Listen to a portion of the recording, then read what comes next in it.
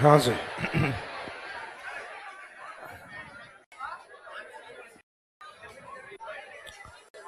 Monsoon की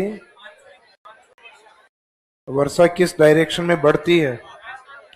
उत्तर पश्चिम से दक्षिण पूर्व। और जहां आपने प्रैक्टिस जिस बुक में कर रहे हो ना, उसमें गलत आंसर दिया हुआ है। हाँ, उसमें 2 दे रखा, आंसर होगा 3।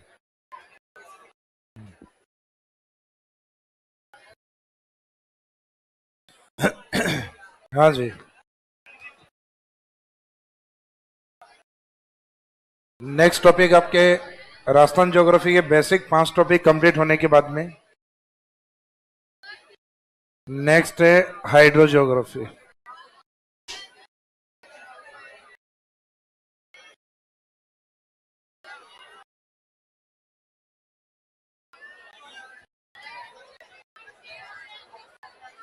क्वेश्चंस की पीपीटी।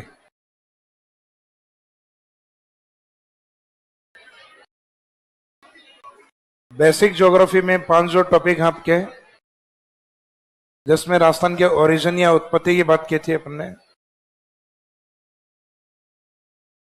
राजस्थान की लोकेशन या स्थिति के बारे में, राजस्थान में हिस्टोरिकल एंड ज्योग्राफिकल लोकेशन, उसके बाद में फिजिकल डिवीजन। लास्ट टॉपिक जो हमने कंप्लीट किया है वो था क्लाइमेट या जलवायु। तो 5 टॉपिक ये कंप्लीट हो गए। नेक्स्ट हाइड्रो ज्योग्राफी यानी जल भूगोल। जल भूगोल में सबसे इंपॉर्टेंट पॉइंट है आपके, या टॉपिक है ड्रेनेज सिस्टम।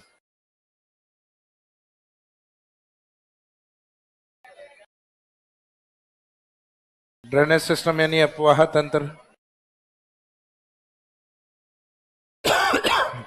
अपवाह तंत्र पे नदियों पे डिपेंड नेक्स्ट टॉपिक आता है lakes of Rajasthan.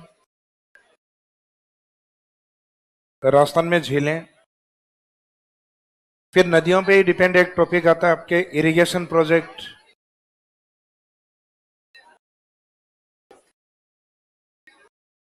Irrigation project का मीनिंग है राजस्थान में संचालित जो सिंचाई परियोजना जो कि ड्रेनेज सिस्टम या नदियों का ही पार्ट होता है।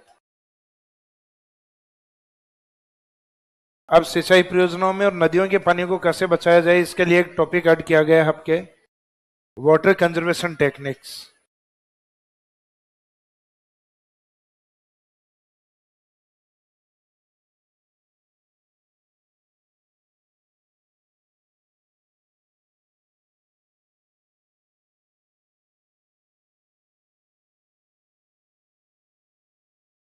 वाटर कंजर्वेशन टेक्निक यानी जल संरक्षण तकनीक।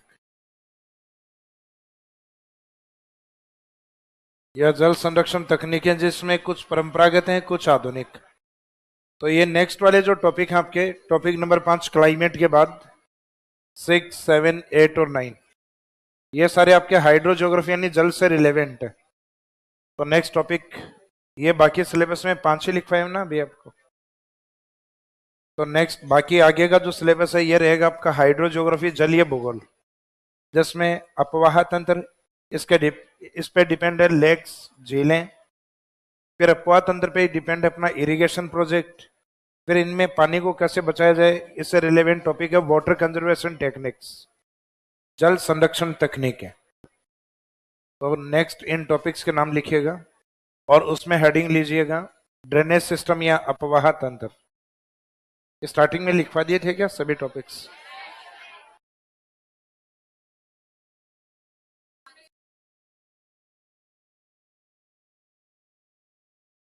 सिलेबस के स्टार्टिंग में देखिए शायद लिखवा दिए होंगे, मैंने लिखवा दिए थे ना। तो जिन्होंने नहीं लिखे कोई बात नहीं, लिख लीजिए 4 टॉपिक के नाम।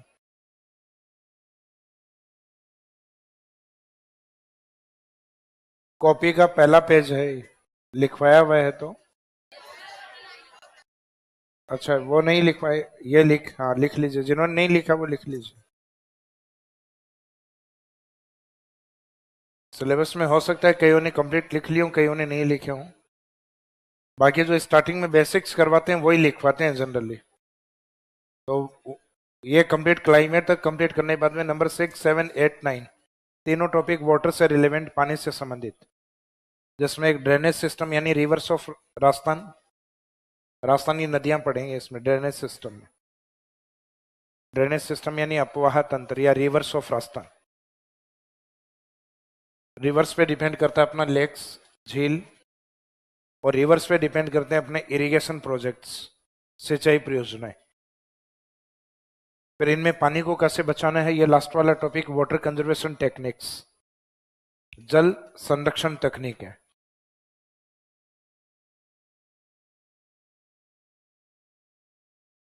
जल संरक्षण तकनीकें टॉपिक्स लिखने के बाद में फर्स्ट हेडिंग में लीजिएगा ड्रेनेज सिस्टम या अपवाह तंत्र।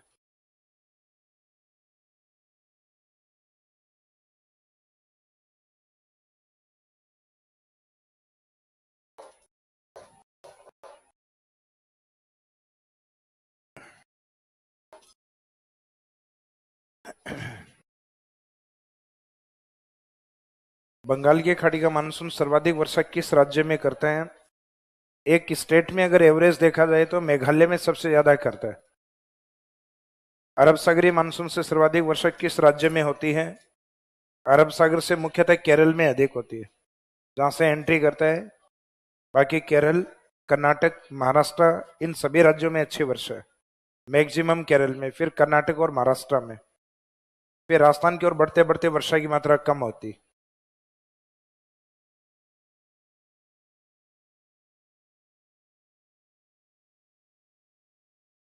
पूछने वाला ज्योग्राफी का स्टूडेंट।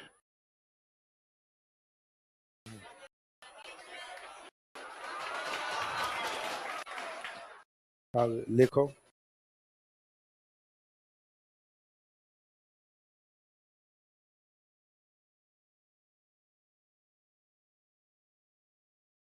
हाँ जी, topic number 6 drainage system.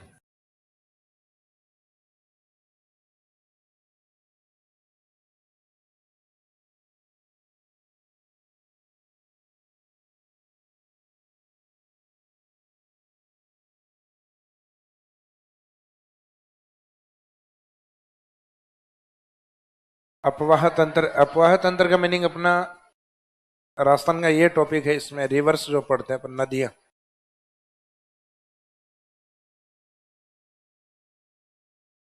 Indian geography में रिवर्स को कवर किया जाता है उनके ओरिजिन पॉइंट के अकॉर्डिंग। नदी किस स्थान से उद्गमित होती है उसके अकॉर्डिंग भारत में अपवाह तंत्र को डिवाइड किया गया है 2 भागों में। इंडिया में ड्रेनेज सिस्टम या तो हिमालय से रिलेवेंट, हिमालय से निकलने वाली नदियां जो कि बारहमासी नदियां या सदावाहिनी नदियां, या फिर भारत के प्रायद्वीप पठार से रिलेवेंट, जो पेनिनसुलर प्लेट्यू वाला जो पार्ट है, इस वाली नदियों को कहा जाता है सीजनल रिवर या मानसूनी रिवर। ये मानसून सीजन की, जब मानसून एक्टिव होता है तब ये नदियां एक्टिव होती हैं। राजस्थान की नदियां मुख्यतः ये हैं भारत के प्रायद्वीप पठार की नदियां, लेकिन हमारे यहाँ ओरिजिन को इंपॉर्टेंस नहीं दिया जाता। जैसे इंडिया में आप 2 प्रकार की नदियां पढ़ोगे, हिमालय ड्रेनेज सिस्टम और एक प्रायद्वीप पठार या पेनिनसुलर प्लेट्यू ड्रेनेज सिस्टम, यानी कहाँ से निकलती हैं उसके आधार पे डिवाइड किया गया। राजस्थान में ओरिजिन को बेस नहीं मान के राजस्थान में कॉन्फ्रेंस पॉइंट को बेस माना गया, यानी नदियों के डिस्चार्ज पॉइंट को, नदियों के संगम, संगम या जो नदियों का अंतिम पॉइंट होता है उसको क्या कहा जाता है? मोहाना। मोहाना मंडी अलग है। तो नदियों के संगम के आधार पर राजस्थान में अपवाह तंत्र को 3 भागों में बांटा गया, जिसमें एक तो गुजरात की ओर यानी अरब सागर की ओर नदियां, दूसरी जाती है राजस्थान के पूर्व में यमुना, यमुना उनको लेके जाएगी गंगा, और गंगा उन सबको लेके जाएगी बंगाल की खाड़ी। मीनिंग है बंगाल की खाड़ी डायरेक्ट हमारी कोई नदी नहीं जाती, हमारी नदियां जाती हैं गंगेटिक ड्रेनेज सिस्टम के थ्रू, गंगा नदी तंत्र के थ्रू। तो बंगाल की खाड़ी की नदियों को हम कहते हैं गंगा नदी तंत्र, गंगेटिक ड्रेनेज सिस्टम। अब जो नदियां ना तो बंगाल खाड़ी पहुंचे ना अरब सागर, और बहते बहते धरातल में समाप्त हो, उनको कहा जाता है इनलैंड। जैसे शेखावाटी वाला क्षेत्र वो अपने आप में एक इनलैंड एरिया है। तो उस प्रकार से राजस्थान की अधिकांश नदियां इसी में आती हैं अंतः प्रवाह के अंदर, क्योंकि राजस्थान का अधिकांश एरिया ही डेजर्ट, डेजर्ट का मीनिंग है जहां वर्षा कम होती है, नदियां छोटी हैं, जो बहते बहते इनलैंड हो जाती हैं यानी धरातल में ही समाप्त हो जाती हैं, उन रिवर्स की काउंटिंग हमारी ज्यादा होती है। तो इसका मीनिंग है अपने यहाँ ये ध्यान रखा जाता है कि नदी कहाँ जाके समाप्त हो रही है। यानी उसका संगम कहाँ पर है, इस बेस पे डिवाइड किया जाता है। तो समाप्त होने वाली नदियों का जो अंतिम पॉइंट है अपने, या तो गुजरात की तरफ, अरब सागर की तरफ हो सकता है, यानी इस साइड में तो अरेबियन सी रिवर, या मुख्यतः इस साइड में जो यमुना को टच करेंगे, तो यमुना तक जाने का मीनिंग है कि गंगा में जाना। तो इस साइड वाली जो नदियां उसको मानेंगे हम बे ऑफ बंगाल में, और जो नदी ना तो अरब अरब सागर और ना बंगाल की खाड़ी, वो ड्रेनेज सिस्टम होता है अपना अंतः प्रवाह, जो राजस्थान में मोस्टली नॉर्थ वेस्ट और नॉर्थ ईस्ट दोनों ही तरफ है। राजस्थान का अधिकांशतः जो अपवाह तंत्र है वो इनलैंड में ही आता है, यानी मोस्ट ऑफ रिवर है वो राजस्थान की अंतः प्रवाही नदियां हैं 60%। अरब सागरीय जो नदियां हैं राजस्थान में, अरब सागरीय नदियां हैं राजस्थान में वो हैं लगभग 17%, और बाकी रिमेनिंग जो 23% बची हुई है वो बंगाल की खाड़ी की नदियां। तो यहाँ बात कर रहे हैं अपन नंबर ऑफ रिवर्स की। राजस्थान की जितनी भी नदियां हैं उन नदियों में 60% इनलैंड में काउंट होती है। मीनिंग यह है कि इनलैंड में संख्या अधिक है, लेकिन इन नदियों में पानी कम है, वाटर प्रेजेंस कम है, इस कारण ये इनलैंड। पानी की मात्रा सबसे ज्यादा होती है बंगाल की खाड़ी की नदियों में, लेकिन काउंटिंग में एक कम आती है। जैसे राजस्थान में मैक्सिमम वाटर प्रेजेंस है चंबल, उसके बाद में बनास, दोनों प्रमुख बड़ी नदियां हैं वो बे ऑफ बंगाल में काउंट होती है, क्योंकि चंबल है और चंबल की उसी की ट्रिब्यूटरी एक नदी मानी जाती है बनास।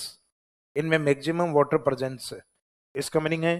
और अपने से अगर डिस्टेंस देखी भी जाए कि अरब सागर ज्यादा दूर है या बंगाल की खाड़ी, इनलैंड तो अपना ही धरातल है, बहते बहते जहाँ इनलैंड हो जाती, तो इसका मीनिंग बे ऑफ बंगाल हमसे डिस्टेंस पे।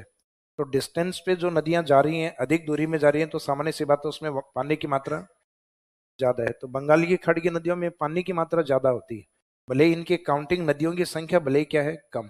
ये केवल 23% नदियां हैं राजस्थान की। तो राजस्थान में अधिकांशतः किस प्रकार की नदियां अधिक पाई जाती है? तो आंसर होता है इनलैंड रिवर। क्यों अधिक पाई जाती हैं? क्योंकि यहाँ डेजर्ट अधिक है। डेजर्ट अधिक होने का मीनिंग है कि वर्षा कम होती है, क्योंकि वर्षा कम होगी इसका मीनिंग ड्रेनेज सिस्टम बहुत ज्यादा एक्टिव नहीं होता। नदियों में पानी, कुछ पानी आता है जो एक डिस्टेंस के साथ बहने के बाद समाप्त हो जाता है, तो नदियां बहते बहते क्या हो जाती हैं, इनलैंड धरातल में समाप्त हो जाती है। तो ड्रेनेज सिस्टम में स्टार्टिंग लाइन यहाँ से स्टार्ट करते हैं अपन, कि राजस्थान के अपवाह तंत्र को संगम के आधार पर 3 भागों में बांटा जाता है। जैसे झीलों के अंदर नेक्स्ट जो टॉपिक आएगा अपना, यहाँ लेक्स को अपन वाटर नेचर के अकॉर्डिंग डिवाइड करते हैं। झील पानी की प्रकृति के आधार पर 2 प्रकार की होती है, एक तो फ्रेश वाटर होती है, एक ब्राइन वाटर होती है, एक मीठे पानी की और खारे पानी की।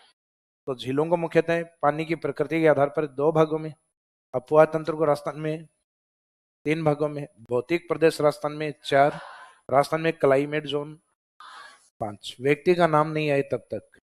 तो राजस्थान में झील 2 प्रकार के हैं, पानी की प्रकृति, ड्रेनेज सिस्टम 3 प्रकार का, भौतिक प्रदेश है 4 और क्लाइमेट है 5। व्यक्ति का नाम आते ही क्लाइमेट भी 4, जैसे कोपेन, ट्रिवार्था, थॉन्थवेट। तो इस टॉपिक में फर्स्ट लाइन में लिखेगा हेडिंग के बाद में, राजस्थान के अपवाह तंत्र को संगम के आधार पर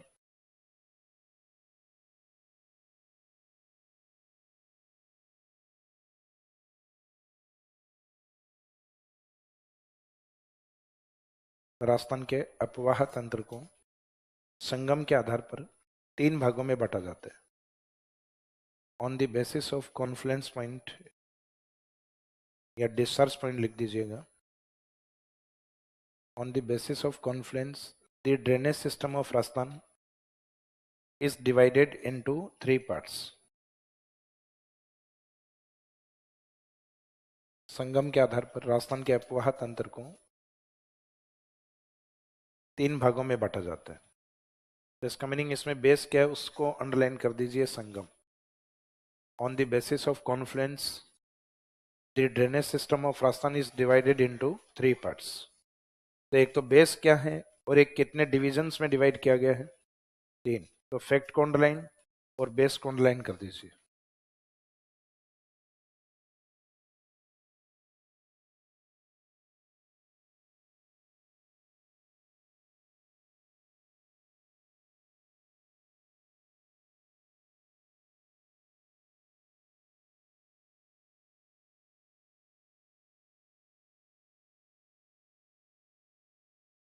तीनों ड्रेनेज सिस्टम के नाम लिखेगा। एक तो होता है गुजरात की ओर जाने वाली नदियां वो किस में काउंट होती हैं? अरब सागर। तो एक तो है अरेबियन सी,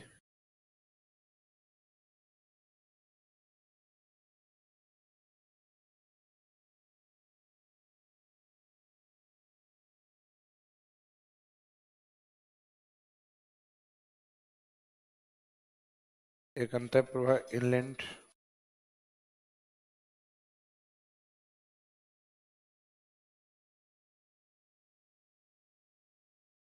इनलैंड ड्रेनेज, और एक लास्ट में अरावली के पूर्व की ओर जो प्रमुख नदियां हैं वो बंगाल की खाड़ी।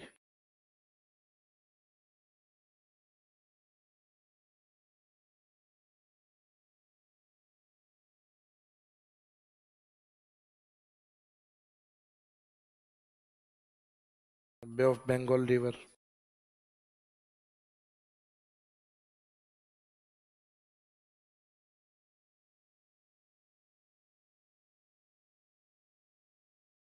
इसमें नंबर ऑफ रिवर्स की जो बात करेंगे अपन, नदियों की संख्या की जो बात करेंगे वो एज ए परसेंटेज करेंगे।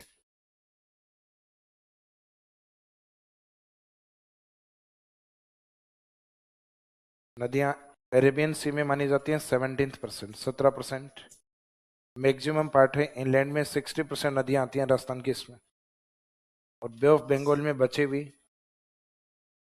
लगभग 23%। इनमें से कोई भी दो डेटा याद कर लीजिए, एक तो इनलैंड वाला राउंड फिगर में है वो 60%, और एक बे ऑफ बंगाल 23, तो बची हुई अरेबियन सी होगी। तो 60 और 23 83, और उसके बाद बचा हुआ पार्ट है 17% अरेबियन सी, अरब सागरीय नदी, अरब सागर या अरब सागरीय नदी, अरेबियन सी रिवर।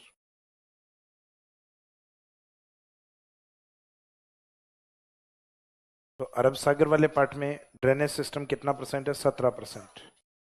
इसका मीनिंग 17% का मीनिंग है नंबर ऑफ रिवर्स पे बात है, नदियों की संख्या पे बात है कि जितनी भी संख्या है उसका कितना परसेंट अरब सागर के पास।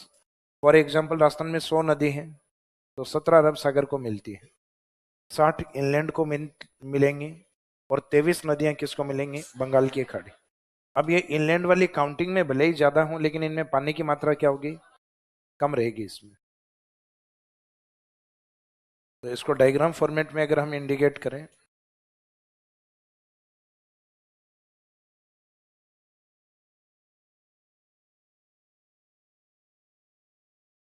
तो राजस्थान का ये वाला जो पार्ट है माही नदी वाला, माही नदी से लेके मुख्यतः पश्चिमी राजस्थान में लूनी वाला एरिया, ये वाला जो पार्ट है ये हमारा 17% वाला है, मीनिंग अरब सागर। इसके बाद में राजस्थान ये पूर्वी भाग में मुख्यतः बाणगंगा नदी वगैरह वहां तक का जो एरिया है, और वहां से डेजर्ट पश्चिम तक का ये वाला जो पार्ट है ये अपना इनलैंड वाला पार्ट है 60%, जो बी पार्ट में इंडिकेट किया हुआ है। बाकी इस साइड में बनास का एरिया और इस साइड में चंबल का जो एरिया है ये हमारा काउंट होता है 23% पार्ट में, जो कि हमने सी पार्ट में इंडिकेट किया है। तो इसमें रहेगी बनास और इस साइड में मुख्य चंबल नदी। तो राजस्थान का जो ड्रेनेज सिस्टम है वो कुछ इस तरीके से डिवाइड, यानी अंतःप्रवाही नदियां राजस्थान के ईस्ट वाले पार्ट तक भी हैं, जैसे बाणगंगा है वो वर्तमान में इनलैंड है, तो वहां से लेके मुख्यतः राजस्थान का नॉर्थ वेस्ट डेजर्ट की तरफ। सिर्फ डेजर्ट में एक मुख्य जो रिवर बेसिन है वो है लूनी, जो कि अरब सागर में। तो ये वाला जो पार्ट है लूनी, और राजस्थान के सदर्न वाला पार्ट किसका है? माही। तो माही भी आपके इसी साइड में आती है अरेबियन सी की ओर। और उदयपुर सिरोही से निकलने वाली कुछ प्रमुख नदियां जो गुजरात की ओर जाती हैं, जिसमें एक पश्चिम बनास जाती है, बनास तो जाती है उस साइड में, वेस्ट बनास अपोजिट आती है, एक आती है साबरमती गुजरात की ओर। तो साबरमती भी राजस्थान से ओरिजिनेट है, बाकी मेन रिवर गुजरात की है साबरमती। मैं साबरमती जैसे ही नाम लोगे तो आपको फील भी यही आएगा कि गुजरात की नदी है, उसका सिर्फ हमारे पास ओरिजिन पॉइंट।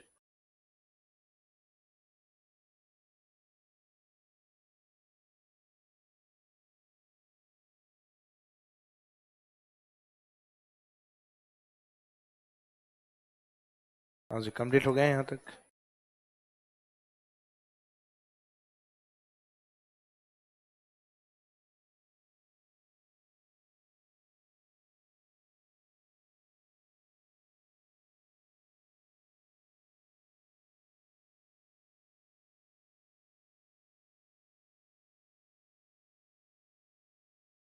देखो राजस्थान के अंदर मानसून वो पढ़ाया जाता है जो मानसून से रिलेवेंट है।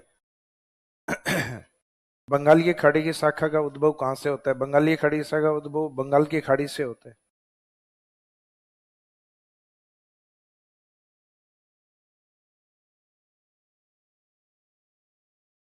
ये वैसा ही क्वेश्चन है सर, आप कहाँ से आए हो? मेरे घर से आया हूँ।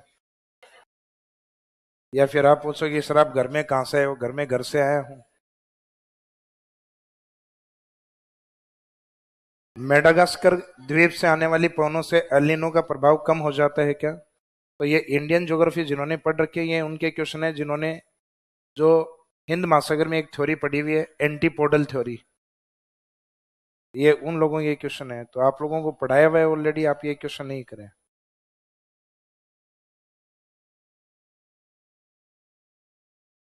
क्योंकि आप लोगों के क्वेश्चन के तरीके देख के पता लग जाता है कि आपका ये कवर किया हुआ है। इंडियन पढ़ा हुआ बैच है ना आप में? हाँ है, इसमें क्वेश्चन से पता लग रहा है आप लोगों के।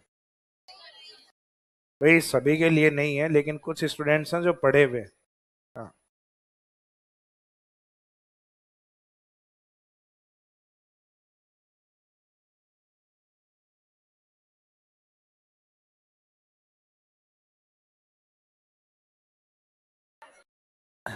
अब राजस्थान का जो अपवाह तंत्र है, अब उसकी कुछ विशेषताएं हैं। उन विशेषताओं के बाद में जो ड्रेनेज सिस्टम है उसको अपन वन बाय वन कवर करेंगे इसका मीनिंग। जो अभी हेडिंग में लिया ना अपन ने 3 पार्ट, अरब सागर, अंतः प्रवाह, बंगाल की खाड़ी। एक तो इन नदियों से संबंधित कुछ कॉमन पॉइंट्स हैं अपवाह तंत्र से, वो अपन अपवाह तंत्र की विशेषताओं में कवर करेंगे। तो विशेषताओं में पहली विशेषता तो अपवाह तंत्र की यह है कि राजस्थान का जो अपवाह तंत्र है मानसून पर आधारित है। यानी drainage system of Rajasthan depend on monsoon और सीजनल रिवर्स। राजस्थान की नदियों को सीजनल रिवर क्यों बोला गया है, मौसमी नदियां क्यों बोला गया है? क्योंकि एक मौसम विशेष में नदियों में पानी होता है। हमारे यहाँ मानसून जो आता है वो जून से सितंबर के बीच में होता है, और इसी समय अपना अधिकांश ड्रेनेज सिस्टम है वो एक्टिव होगा। राजस्थान में अपवाह तंत्र है मुख्यतः एक्टिव कब होता है? जून से सितंबर। क्योंकि नदियों के दो ही सोर्स हो सकते हैं, या तो आपके स्थायी सोर्स है तब तो है ग्लेशियर यानी हिमानी जहां से कंटिन्यूस नदियां आती हैं, या फिर बाद में है मॉनसून। मॉनसून एक सीजन विशेष में आता है, इस कारण मॉनसूनी रिवर को अपन सीजनल रिवर भी कहते हैं, यानी मौसमी नदियां भी कहा जाता है। जैसे इंडियन ज्योग्राफी में आप यही पढ़ते हो, हिमालयी नदियां होती हैं वो ग्लेशियर रिवर यानी डिपेंड ऑन ग्लेशियर, और भारत के प्रायद्वीप पठार की नदियां होती है डिपेंड ऑन मानसून और सीजनल रिवर, मानसून आधारित या मौसमी नदियां कहा जाता है। तो राजस्थान की नदियों में क्या कोई बारहमासी नदी है? भाई राजस्थान में वैसे हिमालय से कंपैरिजन किया जाए तो राजस्थान में कोई भी नदी बारहमासी नहीं है, क्योंकि प्रायद्वीप पठार की नदियां सभी क्या होती हैं? Seasonal river. लेकिन राजस्थान की नदियों में से अगर किसी को यह देखा जाए कि पानी किस में ज्यादा है, तो वो चंबल में अधिक होता है। तो इसलिए राजस्थान की नदियों में हम किसी एक को अगर बारहमासी कहें तो वो हम चंबल को कह सकते हैं। बाकी अगर उनकी राजस्थान वाली नदियों की तुलना अगर आप हिमालय से करोगे तो राजस्थान में कोई भी नदी बारहमासी की कैटेगरी में नहीं है। आपने जैसे इंडियन ज्योग्राफी पढ़ते हो तो उसमें जो बड़ी नदियां हैं वो ग्लेशियर रिवर होती हैं इंडिया में। जैसे गंगा नदी है, हर समय पानी होता है। यमुना में हर समय पानी, सिंधु में हर समय पानी, और यहाँ जो चंबल है, तो चंबल एक मौसमी नदी होती है वैसे हिमालयी नदियों की तुलना में। फिर राजस्थान की नदियों में अगर आप ऑप्शन देखो कि बनास रिवर है, लूनी रिवर है, माही रिवर है, चंबल रिवर है। तो ये कुछ वैसी बात है कि अपने गांव के कुछ व्यक्ति हैं और उन गांव के व्यक्तियों में अपना एक गांव का व्यक्ति है धन्ना सेठ। इस धन्ना सेठ के पास गांव में 5 करोड़ रुपए हैं, और गांव में 5 करोड़ रुपए होना बहुत बड़ी बात है। तो अपने गांव में धन्ना सेठ या सबसे अमीर व्यक्ति कौन? चंबल। बारहमासी व्यक्ति अपने कौन? चंबल, यानी हर समय पैसा मिलेगा जिसके पास।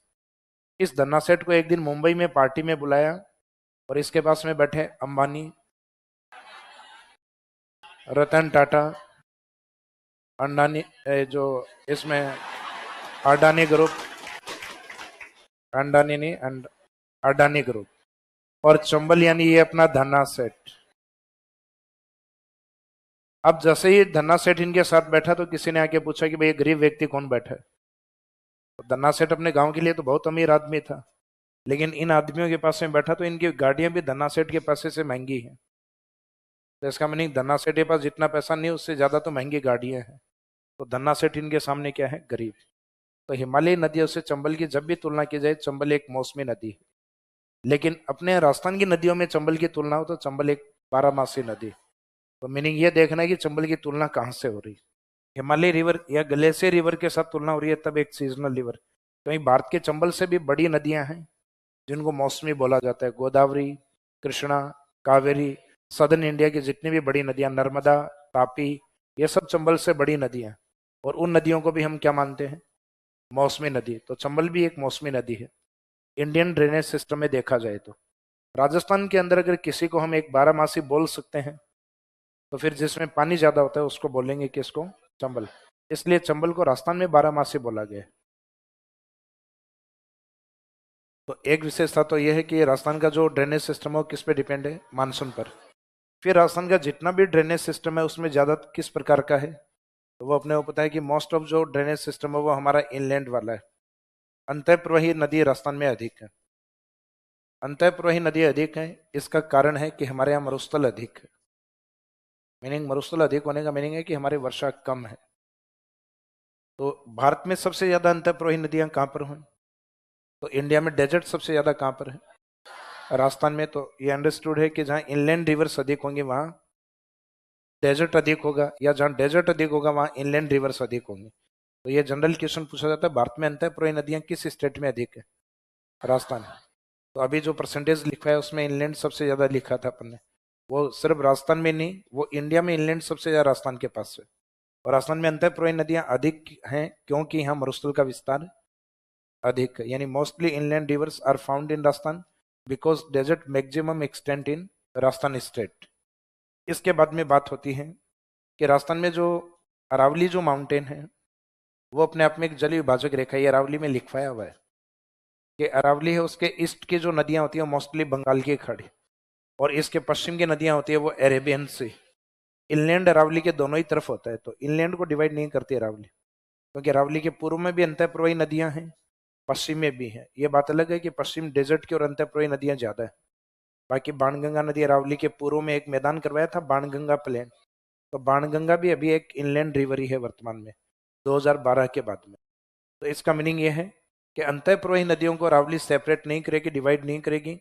बाकी ये ए और बी वाला जो पार्ट है, अरब सागर और बंगाल की खाड़ी, उसके लिए एक वाटर डिवाइड लाइन, जल विभाजक रेखा। तो राजस्थान के अपवाह तंत्र में जल विभाजक रेखा किस माउंटेन को कहा जाता है, अरावली। तो Aravalli is a water divide line of Rajasthan because Aravalli divides drainage system, bay of Bengal और अरेबियन सी। एक जल विभाजक रेखा है क्योंकि ये बंगाल की खाड़ी और अरब सागर की नदियों को अलग करती है।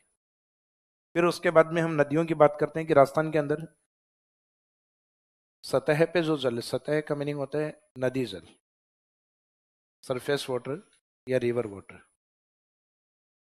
तो नदियों में पानी सतह पे ही होता है।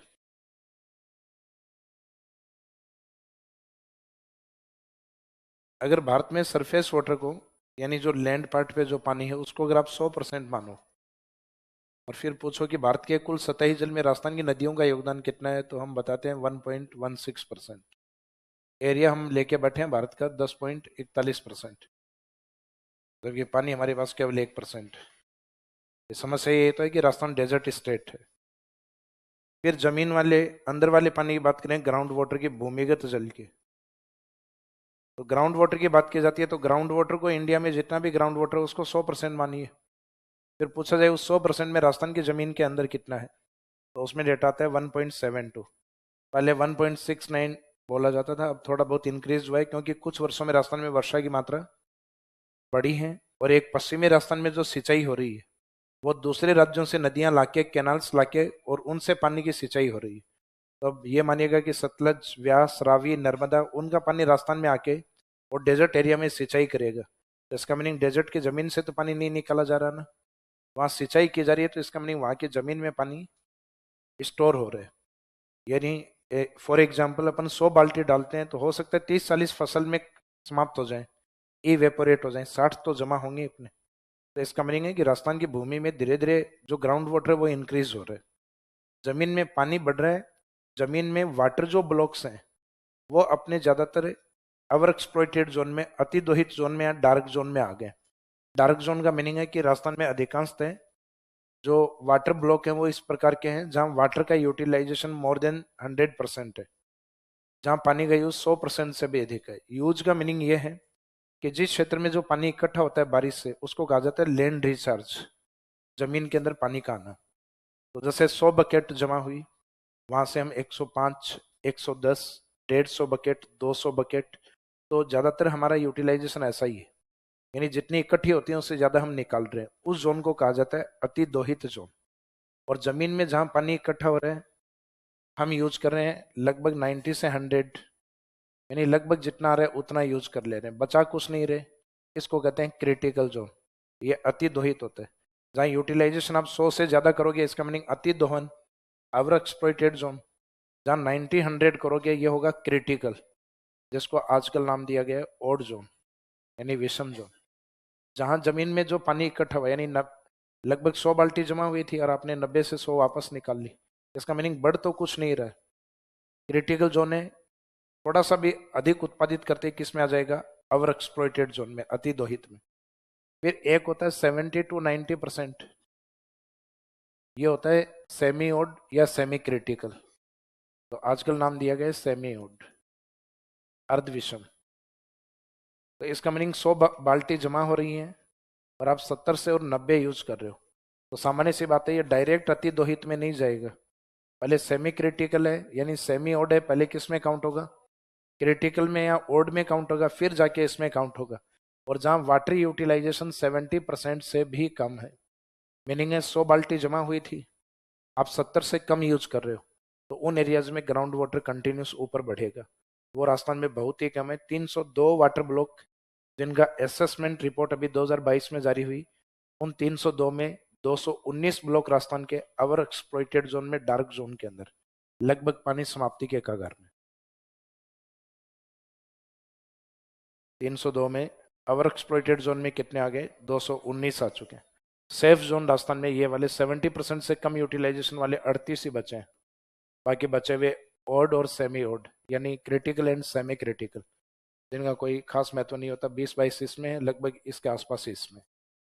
तो इसका मीनिंग ज्यादा महत्वपूर्ण ये होता है। तो राजस्थान के अंदर जो ग्राउंड वाटर है, भूमिगत जल है, वैसे तो देखा जाए तो continuous over exploited zone Rajasthan में बढ़ते जा रहे हैं, लेकिन पिछले कुछ समय से देखा जाए तो ग्राउंड रिपोर्ट में थोड़ी बहुत बढ़ोतरी हुई है। हालांकि कोई खास फर्क नहीं है, 1.70 के आसपास ही है, वो 69 था, अब 72 हो गया। मीनिंग यह है कि राजस्थान के जमीन में पानी भारत का भूमिगत जल का लगभग 2% या उससे भी कम, लगभग 1.72 यानी 2% के आसपास है। जबकि जमीन के ऊपर जो पानी है, यानी जो टॉपिक की जो बात करें, नदी, नदियों में पानी राजस्थान के पास केवल 1%। तो क्वेश्चन सरफेस वाटर को यानी नदी पानी को लेके पूछा जा रहा है, ग्राउंड वाटर को इस पर डिपेंड करता है। तो अभी जो टॉपिक अपना चल रहा है वही है, तो अभी अपनी वो डेटा ज्यादा इंपॉर्टेंट है, 1% वाला। तो राजस्थान में सतही जल या नदी जल इंडिया का कितना परसेंट है, लगभग 1%, 1.16%। और जमीन के अंदर जो पानी है लगभग 2% या उससे थोड़ा कम, 1.72। फिर बाद में राजस्थान के जितने भी ड्रेनेज सिस्टम है, जैसे अपवा तंत्र में 3 भाग है अपने, अब 3 भाग में अरब सागर में कुछ नदियां हैं, कुछ इंपोर्टेंट रिवर्स हैं, अंतःप्रवाही नदियों में कुछ इंपोर्टेंट है, जैसे इस साइड में आप जाओगे बंगाल की खाड़ी की नदियों में कुछ इंपोर्टेंट, जैसे बंगाली खाड़ी में 4 प्रमुख नदियां, बाकी जो बच गई आपके अंतःप्रवाही नदियों में इस साइड में करेंगे। राजस्थान में टोटल मेन रिवर बेसिन माने गए हैं 15।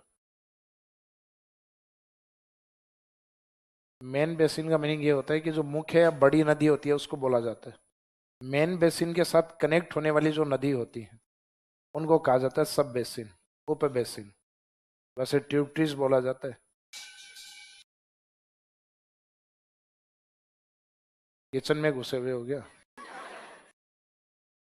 58। तो राजस्थान के अंदर टोटल जो मेन रिवर बेसिन है वो कितने हैं, 15, और उनसे कनेक्ट होने वाले सब बेसिन, उप बेसिन कितने हैं, 58। तो ये काउंटिंग पूछ ली जाती है कि राजस्थान में मुख्य नदी बेसिन, इसका मीनिंग अपवा तंत्र का डिवाइडेशन नहीं पूछा आपसे, अपवाह तंत्र तो राजस्थान में 3 भागों में बटा हुआ है। राजस्थान में मेन रिवर बेसिन्स की, इसका मीनिंग अरब सागर, अंतः प्रवाह, बंगाल की खाड़ी, उनमें जो मुख्य नदियां उनकी काउंटिंग कितनी मानी गई है राजस्थान में? 15। और उन 15 से कनेक्ट होने वाली जो मुख्य सहायक नदियां हैं उनको बोला गया मेन बेसिन के साथ कनेक्ट होने वाले सब बेसिन। उन सब बेसिन की काउंटिंग कितनी है? 58। अब सहायक नदियों की भी सहायक नदियां होती हैं, उनको कहते हैं उप सहायक नदियां, सब ट्रिब्यूटरीज। ये ट्रिब्यूटरीज में काउंट होंगी। और उनसे कनेक्ट होने वाली सब ट्रिब्यूटरीज जो 500 से भी ज्यादा है, और उन सब ट्रिब्यूटरीज को बनाने वाले नाले जो 1000 से भी ज्यादा है। इसका मतलब आगे वाली काउंटिंग अपने को नहीं देखनी। राजस्थान में कुल नदी और नालों की संख्या लगभग 2000 से भी अधिक है। कुल नदी और नाले राजस्थान में 2000 से भी अधिक हैं, लेकिन ज्यादातर लिखने में यूज होते हैं, धरातल पे कम बचे हैं। तो इस कारण उन 2000 की काउंटिंग देखते हैं तब तो यूं लगता है राजस्थान में पानी की कमी कहाँ से? तो कमी यह है कि जो रेनी वाटर या फ्रेश वाटर होता है, बहते हुए पानी को हम रोकते नहीं है। वाटर हार्वेस्टिंग की सुविधाएं अपने नहीं है। बहुत ही कम ऐसे लोग हैं, यानी रेशियो आप देखोगे तो लगभग 1% लोगों का भी नहीं आएगा। भाई आप में से ऐसे कितने लोग हैं जिनके यहाँ बारिश का जो पानी है रुकने का सिस्टम है, यानी घर में जो टंकी बना रखी है जिसमें बारिश का पानी रुकता है? आप देख लो 1500 लोगों में से लगभग 30 लोग ऐसे होंगे। तो इसका मीनिंग है 1 से 2% ये रेशियो आता है। तो इसका मीनिंग है कुछ एक तो झूठ ही है माहौल बनाने के लिए। भाई पश्चिमी राजस्थान वालों के ज्यादा है। भाई वहां पे वाटर सोर्स कम है, और जो जयपुर में बैठे हैं बिसलपुर की लाइन से कनेक्ट है, उनके कोई खतरा नहीं है। वो खतरा होगा तब बाद में धीरे धीरे स्टोर करेंगे, क्योंकि वर्तमान में जयपुर में भी ऐसे जेडीए ने कुछ नियम बना दिए हैं। भाई आप मल्टी स्टोरी बिल्डिंग्स बनाते हो तो वाटर हार्वेस्टिंग कंपलसरी है। मल्टी स्टोरी बिल्डिंग्स यानी जो मॉल वगैरह बनाए जाते हैं तो उसमें वाटर हार्वेस्टिंग कंपलसरी है।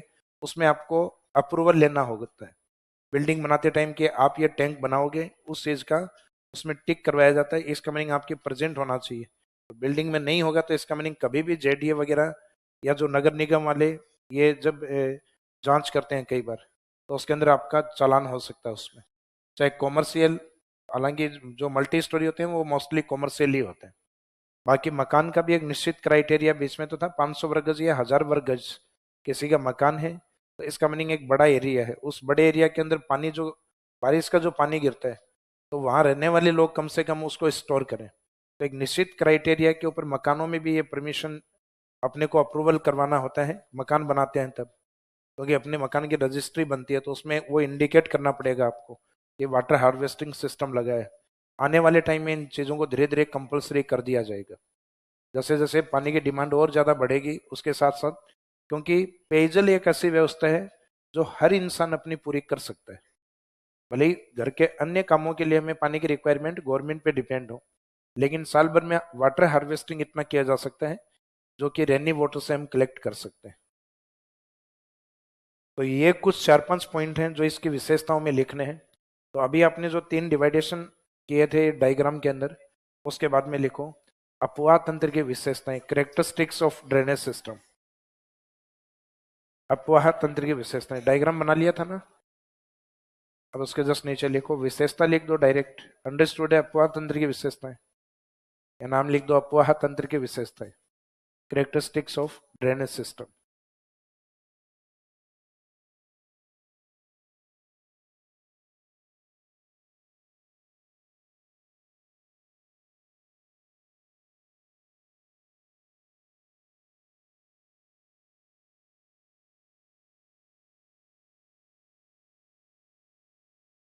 ये किसी ने कहा तबीयत खराब है सर, घर जाना है, जा सकते हो,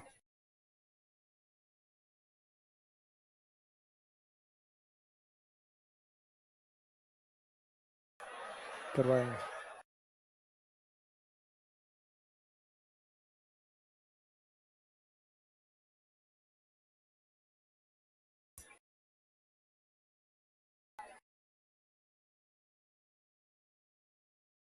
हाँ जी, विशेषताओं में फर्स्ट पॉइंट लिखिएगा राजस्थान का अपवाह तंत्र मानसून। मानसून ब्रैकेट में लिख दीजिए मौसमी नदियां। राजस्थान का अपवाह तंत्र मानसून पर आधारित है। मानसून के आगे ब्रैकेट में लिख सकते हो मौसमी नदियां। Drainage system of Rajasthan is depend on monsoon oblique seasonal levers, या ब्रैकेट में लिख देना सीजनल लीवर्स।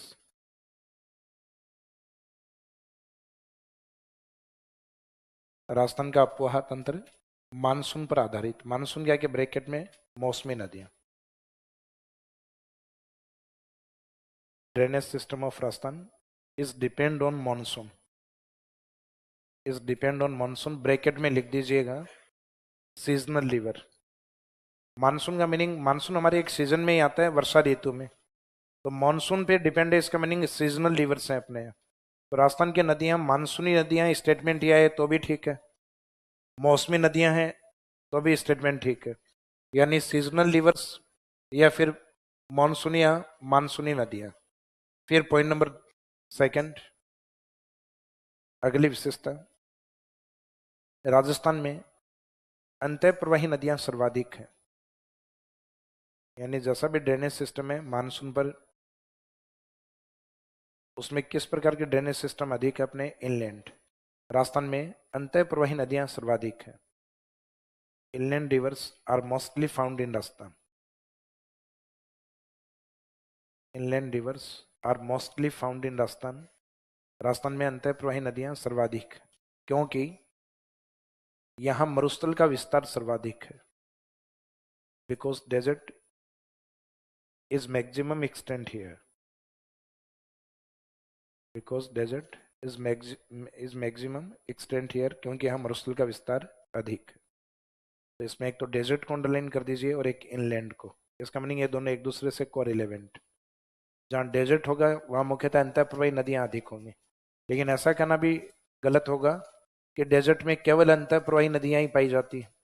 लूनी इसका अपवाद है, क्योंकि लूनी डेजर्ट में है और अरेबियन सी में काउंट होती है, लेकिन पॉसिबिलिटी है कि डेजर्ट कंडीशन होने पर अंतःप्रवाही नदियां ज्यादा डेवलप होती हैं। फिर इसके बाद में नेक्स्ट पॉइंट लिखिए अरावली को लेकर, पॉइंट नंबर थर्ड, राजस्थान में अरावली पर्वतमाला को जल विभाजक रेखा कहा जाता है। राजस्थान में अरावली पर्वतमाला को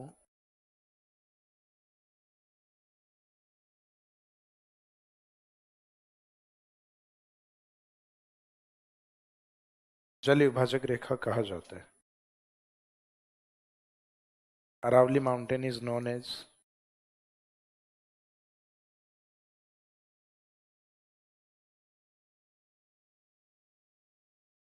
water divide line of Rajasthan. Rajasthan में अरावली पर्वतमाला को जल विभाजक रेखा कहा जाता है, क्योंकि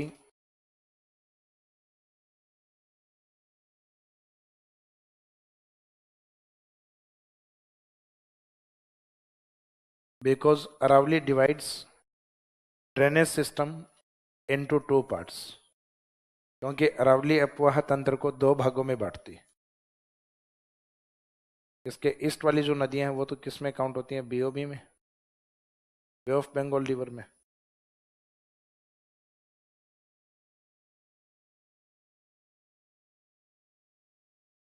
और अरावली के साउथ या साउथ वेस्ट वाली इस साइड वाली जो नदियां हैं वो अरेबियन सी रिवर में।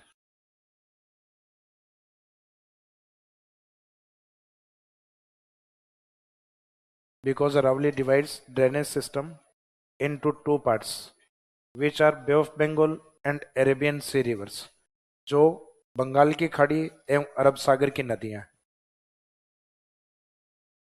अरावली को जल विभाजक रेखा कहा जाता है क्योंकि यह अपवाह तंत्र को दो भागों में बांटती है, जो अरब सागर एवं बंगाल की खाड़ी, which are bay of Bengal and Arabian C rivers, यानी जो दो भागों में बांटते हैं उसमें कौन कौन सी हैं, ए और बी वाली, ए अरब सागर और B Bay of Bengal, which are Arabian C river and Bay of Bengal rivers, या Bay of Bengal rivers and Arabian C rivers. अब ये अरावली के कौन सी डायरेक्शन में होती हैं, तो लगभग अरावली के ईस्ट वाली तो रहेंगे आपके बीओबी में, बंगाल की खाड़ी की तरफ, और अरावली के सदर्न की तरफ और वेस्ट वाली किस में रहेंगी, अरेबियन सी के अंदर। कुछ नदियां अरावली के सदन में और कुछ पश्चिम से होते हुए। तो इसमें डायरेक्शन अगर एग्जामिनर यूज करे स्टेटमेंट के साथ कि अरावली के पूर्व में बंगाल की खाड़ी की नदियां होती हैं, तो स्टेटमेंट ठीक है। लेकिन स्टेटमेंट ऐसा हो कि अरावली के ईस्ट में केवल बे ऑफ बंगाल रिवर होती है, तो स्टेटमेंट गलत है। क्योंकि इस साइड में इनलैंड भी मिलेंगे, बाणगंगा, जयपुर से निकलने वाली साबी नदी, अलवर भरतपुर के बीच बहने वाली रूपारेल नदी। बाकी अरावली के पश्चिम में या दक्षिण में बंगाल अरब सागरीय नदियां हैं, तो स्टेटमेंट ठीक है। अरावली के पश्चिम में केवल अरेबियन सी रिवर है, तो स्टेटमेंट गलत है। क्योंकि इस साइड में भी इनलैंड होंगे, तो इनलैंड तो दोनों ही तरफ है, तो इसका मीनिंग है इनलैंड को सेपरेट नहीं करती। अरावली के इस साइड का हिस्सा बंगाल की खाड़ी में काउंट होगा और इधर वाला जो हिस्सा होगा वो अरेबियन सी के अंदर। तो ये डायग्राम साथ में अरावली में भी बनवाया था वैसे डायग्राम, आप पढ़ते हो तो मिलेगा, उसमें बना हुआ है। इसमें अरावली के वेस्ट में लिख दो चाहे साउथ वेस्ट में लिख दो, पश्चिमी ज्यादा लिखा हुआ था। ओनली स्टेटमेंट के साथ है तब गलत होंगे। ओनली का मीनिंग है कि अरावली के पूर्व में केवल बंगाल की खाड़ी की नदियां हैं, तो केवल बंगाल की खाड़ी की नहीं, अंतः प्रवाह भी मिलेंगे इस साइड में।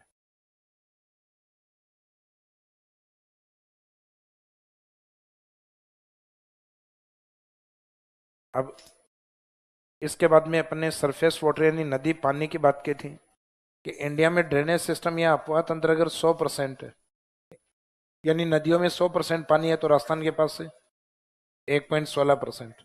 अगला स्टेटमेंट पॉइंट नंबर 4 लिखिएगा।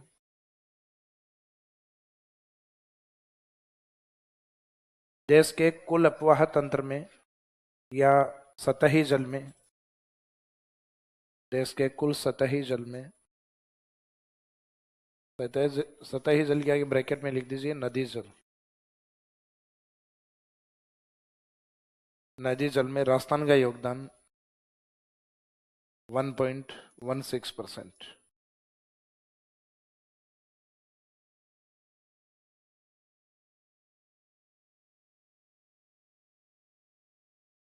The contribution of Rajasthan state in surface water या river water 1.16%। The contribution of Rajasthan state in surface water और रिवर वाटर, और आगे डेस करके 1.16% of the total surface water of country. The contribution of Rajasthan state in surface water is 1.16% of the total surface water of country. देश के कुल सतही जल में राजस्थान का योगदान कितना है? 1.16। लगभग हमारी नदियों में इंडिया का नदियों का 1% पानी हमारे पास है, जबकि ये बात सरफेस वाटर या रिवर वाटर पे नहीं हो, सतही जल ही होता है नदी जल। ये बात अगर ग्राउंड वाटर पे आए, यानी भूमिगत जल पे ये बात हो, तो भूमिगत जल में परसेंटेज थोड़ा सा ज्यादा होता है। पुरुषोत्तम जाट, फादर्स नेम सीताराम जाट, घर वाले बुला रहे हैं, इसे जस्ट नीचे नोट में लिखिएगा।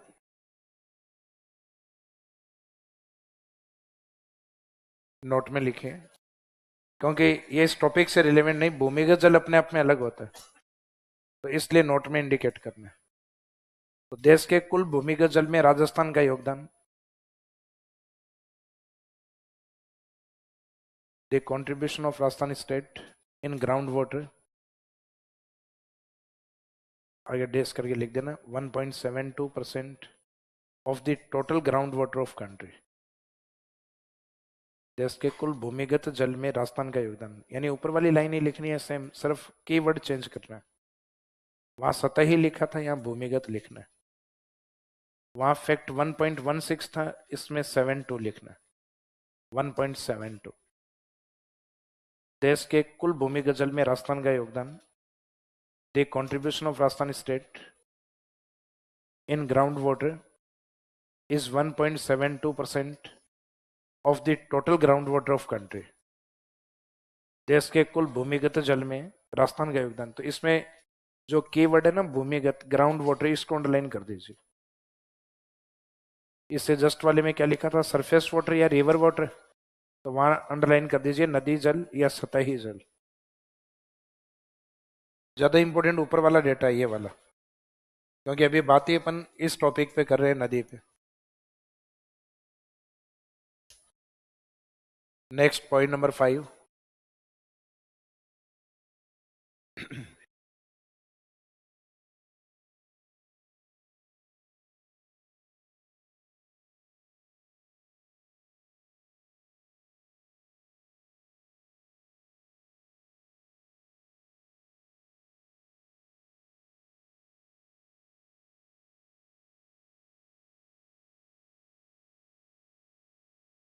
राजस्थान में अपवाह तंत्र, ड्रेनेज सिस्टम इन राजस्थान, जिसमें मेन रिवर या मुख्य नदियां कितनी होती हैं, 15th 15 मेन रिवर बेसिन, और एक होता है उप basin.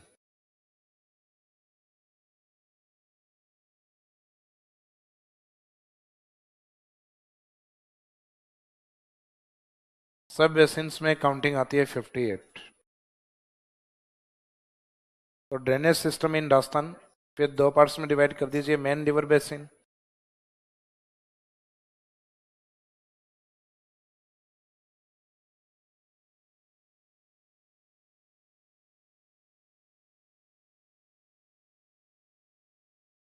Drainage system in Rajasthan दो पार्ट्स में डिवाइड कर दीजिए, main river basin 15th and सब बेसिन 58।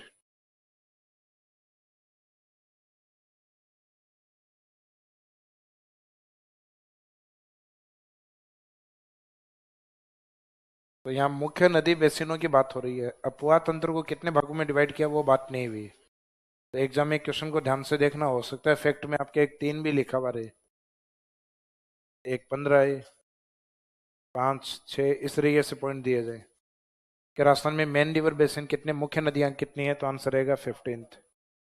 और राजस्थान के अपवाह तंत्र या ड्रेनेज सिस्टम को कितने पार्ट्स में डिवाइड किया हुआ है, तो ड्रेनेज सिस्टम में 3 पार्ट अपने, एक तो एरेबियन, एक इनलैंड और एक बे ऑफ बंगाल। तो अपवाह तंत्र कितने भागों में बटा हुआ है, 3 भागों में। और मुख्य नदियों की संख्या पूछी जाए तो 15th, और सब बेसिन्स की उप बेसिनों की संख्या पूछी जाए 58। 1 5 और आगे कंटिन्यूस 5 8। तो ये प्रीलिम्स के लिए भी अच्छा क्वेश्चन है कि राजस्थान में मुख्य नदी बेसिन और उप बेसिन की संख्या कितनी है, तो 15 और 58, 15th और 58। तो करेक्टरिस्टिक्स में, विशेषता में जितनी 5-6 लाइनें आपको लिखवाई हैं, लगभग 7-8 लाइनों के आसपास हो गई होंगी। तो ये अपने आप में 50 वर्ड का एक आंसर कंप्लीट हो गया। यानी एग्जामिनर लिखवाएगा कि describe the characteristics of drainage system of Rajasthan, Rajasthan के अपवाह तंत्र की विशेषताएं लिखो, तो एज इट इज ये 5-6 पॉइंट लिखने आप। अब ऊपर आपने चैप्टर में स्टार्टिंग में 3 हेडिंग डाली थी, अरब सागर, अंतः प्रवाह और बंगाल की खाड़ी। अब उनमें से ए हेडिंग लीजिएगा, अरेबियन सी रिवर्स, अरब सागरीय नदियां। यानी अभी जो लिख रहे थे वो अपन इन तीनों से रिलेवेंट लिख रहे थे।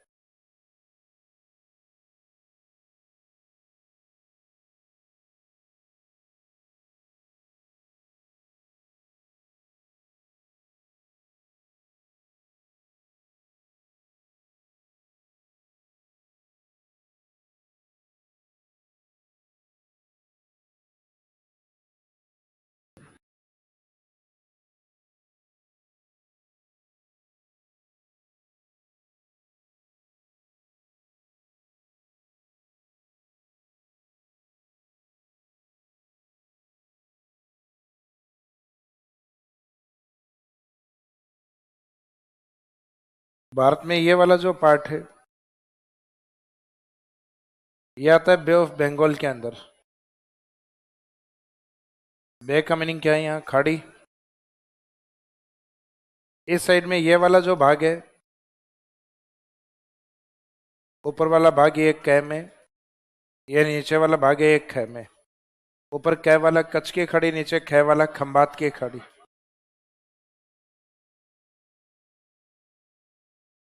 इसमें शब्द यूज होता है गल्फ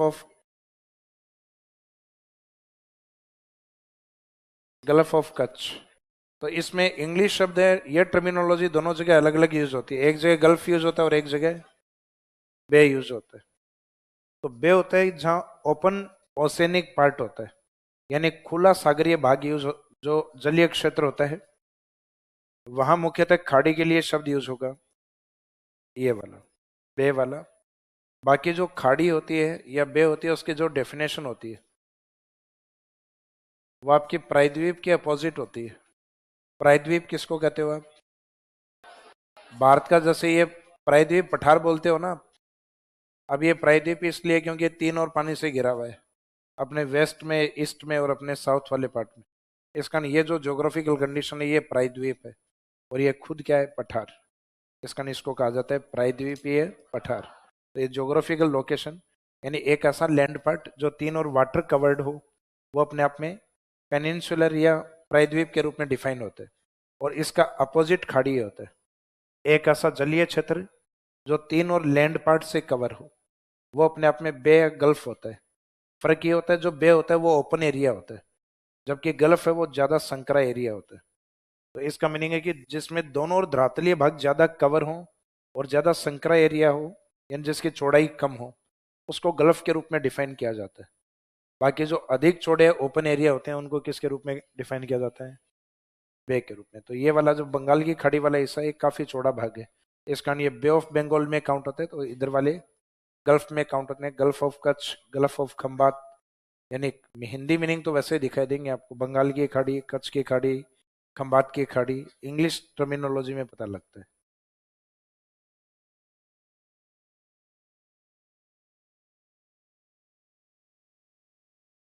अब ये ड्रेनेज सिस्टम जिसमें अपना फर्स्ट पार्ट कौन सा है? अरेबियन सी रिवर्स, अरब सागरीय नदियां।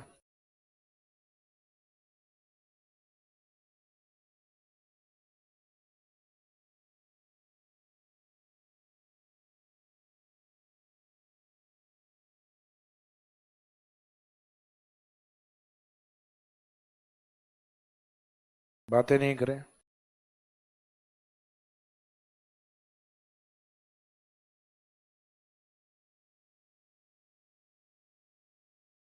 अरेबियन सी रिवर में सबसे प्रमुख नदी आती है राजस्थान में लूनी। दूसरी प्रमुख नदी राजस्थान के सदन में आती है माही। फिर राजस्थान में सिरोही से निकल के और गुजरात की ओर जाने वाली वेस्ट बनास या पश्चिम बनास, ये बनास के अपोजिट बहती है। तो बनास तो पूर्व ईस्ट की तरफ मैदान में, और ये अपोजिट जाएगी, इस कारण इसको क्या बोलेंगे? वेस्ट बनास। और एक जो राजस्थान से निकल के मुख्य गुजरात में बहती है उसका नाम है साबरमती। तो अरब सागर में चार प्रमुख नदियां अपन कवर करेंगे। एक लूनी है, माही रिवर, वेस्ट बनास वाला पार्ट, एक है साबरमती नदी।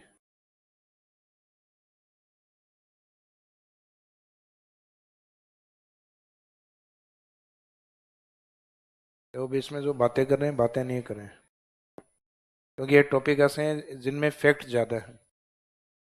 बाद में आपके तोते उड़ते हुए घूमेंगे एग्जाम में। जीवन में तो उड़े हुए ही हैं भाई। एक आधी आस आने वाली 1-2 साल की एग्जाम है बस। तो प्रयास ये करें कि जो पड़ोसी बोल रहे हैं उसको उसके निकटतम पड़ोसी नहीं बोलने दें। एक दिन आपके बैच में ही थे क्या इस साइड में बात कर रहे थे? दूसरे में थे क्या? मॉर्निंग वाले बैच में होंगे इस साइड। आपके बैच में नहीं है क्या? नहीं कुछ नहीं, आप वाले में प्रैक्टिकली कर देंगे एक दिन, मत चिंता करो। अब बातें करना बाद में बताऊंगा। तो कईयों को लगता है कि ध्यान नहीं रहता, आज उस बैच वाले में पूछना। आई कार्ड लेके हमेशा ही, मेरी तरफ से तो हमेशा ही लिए फ्री कर दिया, मेरे बैच में नहीं बैठने चाहिए। तो ये आप वाले बैच में भी होने वाला है। तो मीनिंग है कि जो स्टूडेंट बातें करते हैं उसके निकटतम पड़ोसी हैं, 1% भी अगर उनको दिक्कत है बताइए।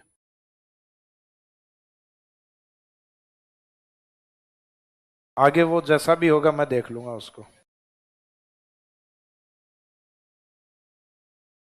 हाँ जी, क्योंकि मैं एनिमल ताजा ताजा देख के आया हूँ अभी।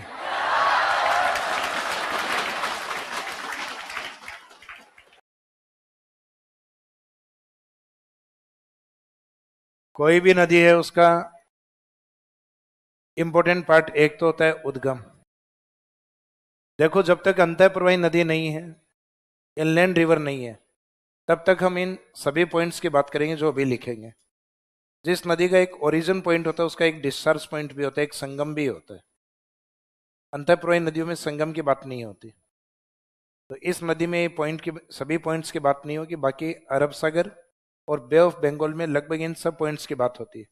तो नदियों के अपने ओरिजिन पॉइंट होते हैं, डिस्चार्ज पॉइंट होते हैं, इन दोनों के बीच की डिस्टेंस होती है वो लेंथ ऑफ रिवर होती है, नदी की लंबाई होती है। मीनिंग एक नदी के लिए सबसे इंपॉर्टेंट पॉइंट क्या क्या है, उसका उद्गम स्थान, उसका लास्ट पॉइंट यानी संगम कॉन्फ्लुएंस पॉइंट, इन दोनों के बीच के डिस्टेंस यानी लेंथ ऑफ रिवर, नदी की लंबाई।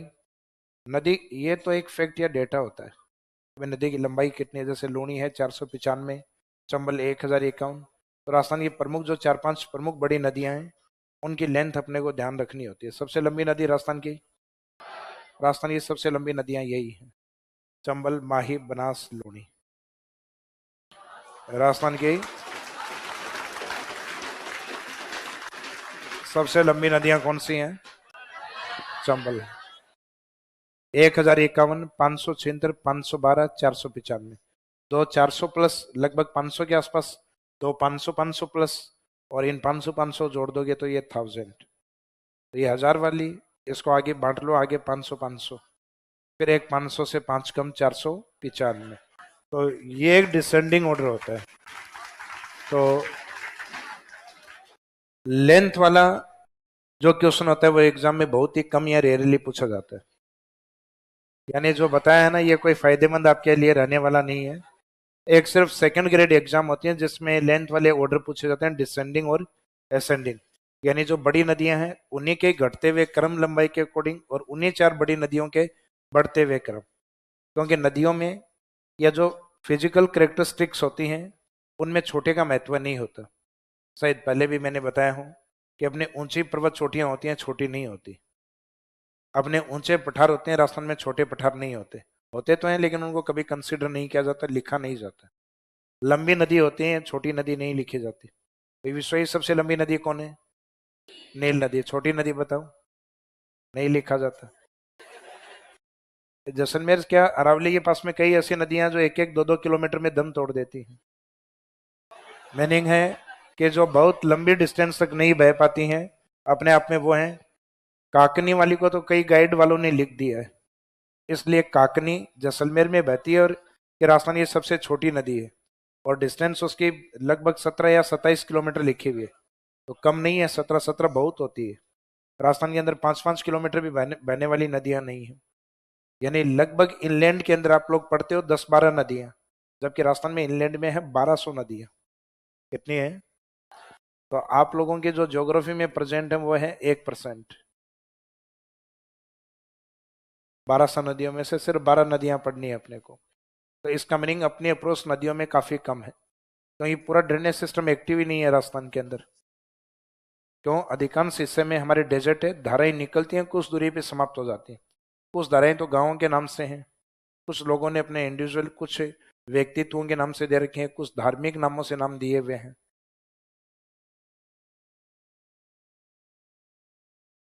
अब नदी की जो भी लंबाई होती है, यानी जिस एरिया से वो बहती है, तो जैसे नदी का ये ओरिजिन पॉइंट, ये लास्ट पॉइंट, तो ये इसकी फैक्ट आ गई लंबाई। लेकिन लंबाई के लिए ये जिस क्षेत्र को कवर करेगी, जिन जिलों को या राज्यों को, वो इसका कैचमेंट एरिया होता है। अपवाद क्षेत्र, जैसे अपवाद क्षेत्र की एक दो जगह अपने बात भी की है, कांतली के अपवाद क्षेत्र के सीकर, नीमका थाना, झुंझुनू। तो कैचमेंट एरिया का मीनिंग उसमें जिले या राज्य कौन से कवर होते हैं। तो लेंथ तो एक फैक्ट होता है। अब उस अपवाद क्षेत्र में जिस एरिया से नदी बह रही है, उस दौरान उसमें कुछ स्ट्रीम या धाराएं आके मिलती हैं, वो उसकी ट्रिब्यूटरीज होती हैं, सहायक नदियां होती हैं। तो उस नदी के लिए अपवाद क्षेत्र में उसकी सहायक नदियां भी उसमें मिलती हैं। ये भी सहायक नदी भी उसके लिए एक इम्पोर्टेंट पॉइंट है। तो मीनिंग ये हुआ कि नदियों के अंदर सबसे इंपॉर्टेंट पॉइंट ये 5 होते हैं। इन 5 में लेंथ वाला लिखने की आवश्यकता नहीं होती, यानी वो एक फैक्ट होता है, एग्जामिनर उसको इतना ध्यान भी नहीं देता जब तक सबसे लंबी नदी नहीं है तब तक। यानी एक चंबल में तो फैक्ट याद रहे, ठीक बात है, लेकिन बाकी नदियों में इतनी जरूरी नहीं है। तो राजस्थान के अंदर किसी भी नदी को आप लिखो, जैसे चंबल पे आपको 15 शब्द लिखने हैं 4 लाइन में, तो आप इन 4-5 पॉइंट को टारगेट करके लिख सकते हो कि जैसे चंबल का उद्गम पॉइंट जाना पाव पहाड़ी या विंध्यन माउंटेन, उसका संगम यमुना यूपी के अंदर होता है इटावा में, तो उसका कॉन्फ्लुएंस पॉइंट है यमुना। फिर next point, length of Chambal is 1051 kilometre, Chambal की लंबाई 1051 kilometre. Catchment area of Chambal, जो आपको ध्यान हो तो चंबल का मैदान करवाया था मैंने। चंबल एंट्री करती है चित्तौड़, फिर 2 हाड़ौती वाले जिले कोटा बूंदी, फिर डांग एरिया सवाई माधोपुर करौली धौलपुर, वो इसके कैचमेंट एरिया में आते हैं। उसमें मिलने वाली कुछ प्रमुख बड़ी नदियां, जिसमें एक तो हमारी बनासी है, बाकी काली सिंध है, परवन है, पार्वती है, कुन्नू है, कुराल है।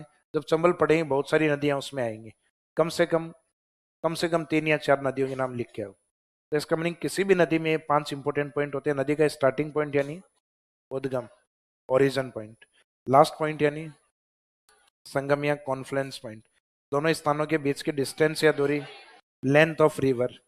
नदी जिस लंबाई के साथ बहती है वो एरिया कवर करेगी, उसको कैचमेंट एरिया, अपवाह क्षेत्र। और अपवाह क्षेत्र में जो नदियां उससे मर्ज होंगी वो उसके ट्रिब्यूटरीज होंगी, सहायक नदियां होंगी। तो अभी जो 4 नदियां आपने लिखी हैं, सबसे पहले इन नदियों में इनके ओरिजिन पॉइंट और डिस्चार्ज पॉइंट, यानी स्टार्टिंग और लास्ट पॉइंट कौन सा है, उसकी हम चर्चा करेंगे इन चारों नदियों में। और उसके बाद में इनमें 1 बाई 1 इनको कवर करेंगे, यानी लोनी से लेके साबरमती की ओर। ये नाम लिख लिए क्या चारों? लिखे।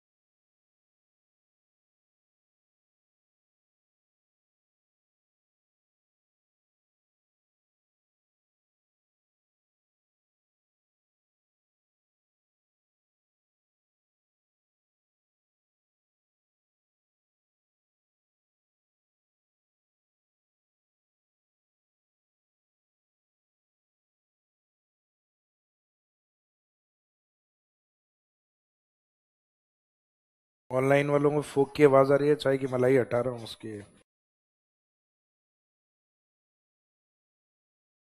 यानी उनको भी सू सू सुनाई दे रहा होगा। अच्छा, लिख लिए क्या?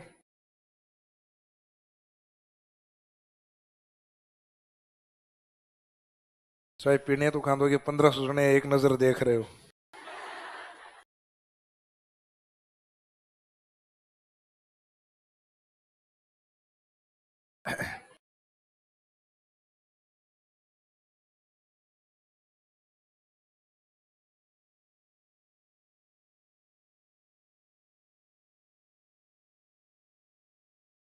हाँ जी।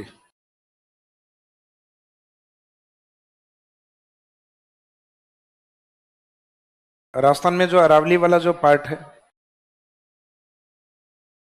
अरावली वाले हिस्से से मिड अरावली का जो पार्ट है, नहीं नाग पहाड़ी, वहां से उद्गमित होकर गुजरात की ओर जाने वाली एक प्रमुख नदी है, इसका नाम है लोने। ओरिजिन पॉइंट कहाँ है? नाग हिल्स, नाग पहाड़ी या नाग हिल्स अजमेर। ये अरावली में बताई भी थी पहाड़ी आपको। तो ये मिड अरावली का हिस्सा। अब ये नदी जाती है गुजरात की ओर, रन ऑफ कच्छ की ओर।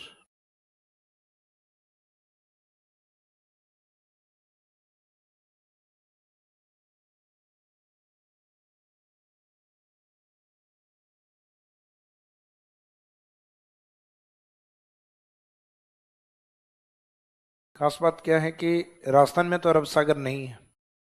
अरब सागर के लिए राजस्थान की हर नदी को कहाँ जाना पड़ेगा? गुजरात। मीनिंग अरब सागरीय नदियां जितनी भी हैं राजस्थान की, वो सब गुजरात की नदियां भी हैं। यानी जो चारों हेडिंग में आपने लिख रखे हैं, ये सिर्फ राजस्थान की नहीं, ये गुजरात की नदी भी है। क्योंकि अरब सागर के लिए अपने राजस्थान के ड्रेनेज सिस्टम को किस ओर एंट्री करनी होगी? गुजरात की ओर। तो ये जो लूनी नदी है वो इस साइड में जाती है run of Kutch. Run of Kutch है कच्छ की खाड़ी से पहले दलदली क्षेत्र, जिसको मुख्यतः कच्छ के खाड़ी का ही एक अभिन्न हिस्सा माना जाता है, उसी का ही एक पार्ट माना जाता है। मीनिंग है रण या दलदली क्षेत्र को कोई नदी क्रॉस नहीं कर सकती। तो एग्जामिनर यहाँ कच्छ, रन ऑफ कच्छ और गल्फ ऑफ कच्छ दोनों ही ऑप्शन देता है, कच्छ की खाड़ी और कच्छ का रन दोनों ही ऑप्शन देता है। तो आंसर आपका क्या होगा? कच्छ का रन। और कच्छ का रन बाई चांस ऑप्शन नहीं है तो बाद में आंसर टिक करना है कच्छ की खाड़ी।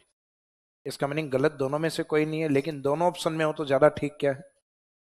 कच्छ का रन। तो कच्छ का रन अरेबियन सी का ही पार्ट है, वो समुद्र का ही हिस्सा है, दलदली एरिया होता है जहाँ जो समुद्र के नीचे जो क्रस्ट वाला पार्ट है, माइकासिस्ट वाला पार्ट है, वो यहाँ ऊपरी दिखाई देता है आपको, बिल्कुल सफेद चट्टाने। तो रन ऑफ कच्छ में यही है। रन का मीनिंग क्या होता है? दलदली और लवणीय भूमि, जो मार्सली लैंड में और सेलाइन लैंड होती है। तो जो समुद्री तली होती है, क्रस्ट पार्ट होता है, वो वैसा ही होता है। तो रन ऑफ कच्छ है वो समुद्री हिस्सा, अरब सागर का ही पार्ट। अब यहां से हम नीचे की ओर आओगे तो सदर्न अरावली की तरफ, सदर्न अरावली की तरफ एक पार्ट तो आता है सिरोही, एक आता है इस साइड में उदयपुर। तो सिरोही की ओर एक नदी है जो मुख्यतः सिरोही के अपोजिट इस साइड में, नीचे की ओर इस साइड में तो उदयपुर है, सामने इधर राजसमंद। राजसमंद में कुछ पहाड़ियां करवाई थी आपको ध्यान हो तो, दिवेर, खमनौर, बिजरल। यहाँ राजसमंद से खमनौर पहाड़ी से निकल के चंबल की ओर एक नदी जाती है जिसका नाम है बनास। उस बनास के अपोजिट इधर से एक नदी में निकलती है वेस्ट बनास, पश्चिम बनास। तो पश्चिम Banas part of Arabian Sea, Banas part of bay of Bengal. यानी दोनों अलग अलग ड्रेनेज सिस्टम, अलग अलग अपवाह तंत्र में काउंट होती हैं।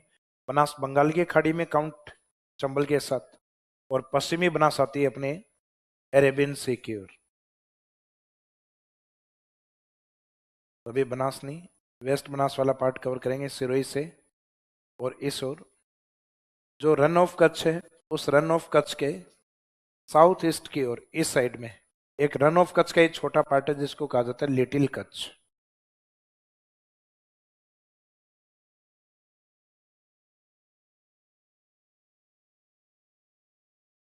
लिटिल कच्छ ये भी गुजरात का ही पार्ट, वही अरब सागर का हिस्सा लिया जाता है। इसमें भी वही है, लिटिल ऑफ कच्छ ऑप्शन होगा, ये नहीं हो तो बाद में वही होगा कच्छ की खाड़ी। यानी प्रायोरिटी इन स्थानों को जो प्रॉपर है उन्हीं को ही प्राथमिकता देनी। तो इस नदी का नाम कौन सा है? ये जो व्हाइट वाले में इसमें इंडिकेट किया, वेस्ट बनास, पश्चिम बनास। उदयपुर वाला हिस्सा जो अरावली के पांव वाला हिस्सा है, यानी दक्षिणी अरावली का पद वाला हिस्सा है। पद का मीनिंग होता है पांव। जहां शासन किसने किया? राणा वंश ने। तो अरावली के पद की ओर जहां राणाओं का शासन है, वहां एक पहाड़ी आती है पदराना हिल्स। पदराना हिल्स से निकलती है साबरमती, जिसका मेन कैचमेंट एरिया होता है गुजरात। तो ये वाला जो पार्ट है यहाँ से बहते हुए और मुख्यतः गल्फ ऑफ खंबात, खंबात की खाड़ी में जाने वाली नदी।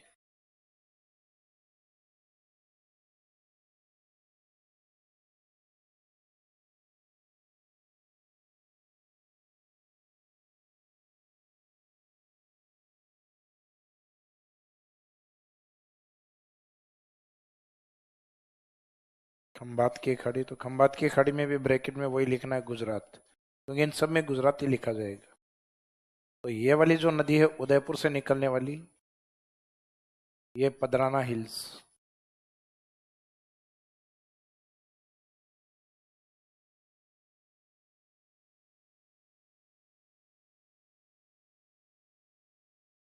पहाड़ी नहीं लिखो तो उदयपुर लिख दो सर, क्योंकि हिल्स वगैरह ये बाद में कवर हो जाएंगे। ये अब यहाँ सिर्फ ये ध्यान रखना डिस्ट्रिक्ट कौन सा है।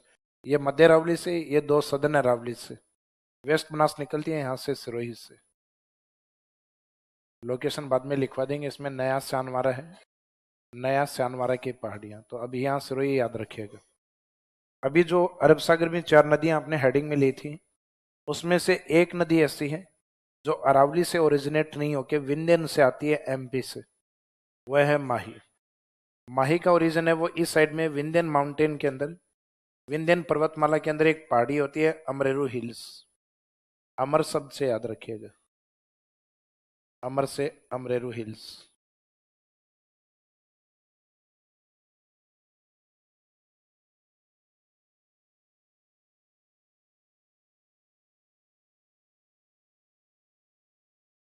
अमरेरू हिल्स एमपी।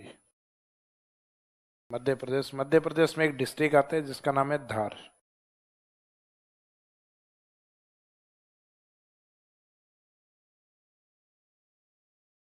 धार डिस्ट्रिक्ट आता है, धार जिला।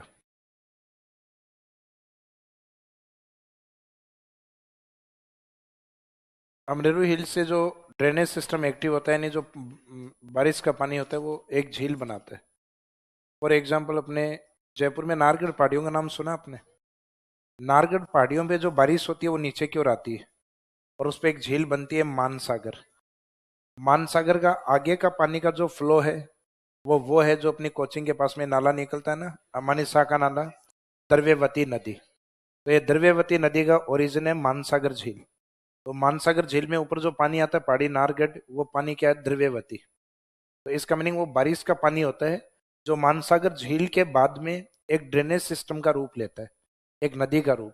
इसका मीनिंग इन पहाड़ियों से जो पानी आता है वो आता है मेहंद लेक में, और मेहंद लेक से जो वाटर फ्लो बनता है वो होता है माही।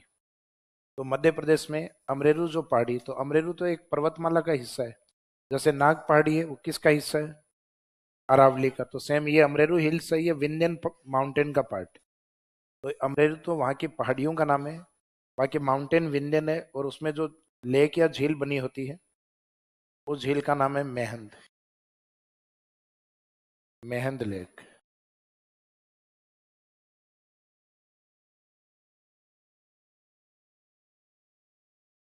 मेहंद लेक को 5-10 सेकंड घूर के देखोगे तो धीरे धीरे माई निकलती हुई दिखाई देगी।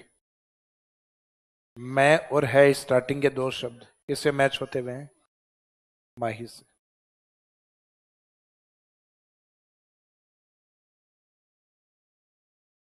राजस्थान के दक्षिण से एंट्री करिए, ट्रॉपिक ऑफ कैंसर या कर्क रेखा को 2 बार काटती है अल्फाबेट के उल्टे यू शेप में, इस तरीके से।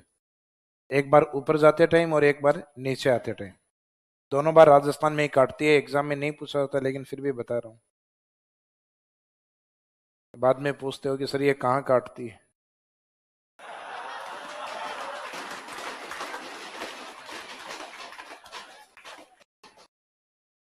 गलत पकड़े हो नालायक।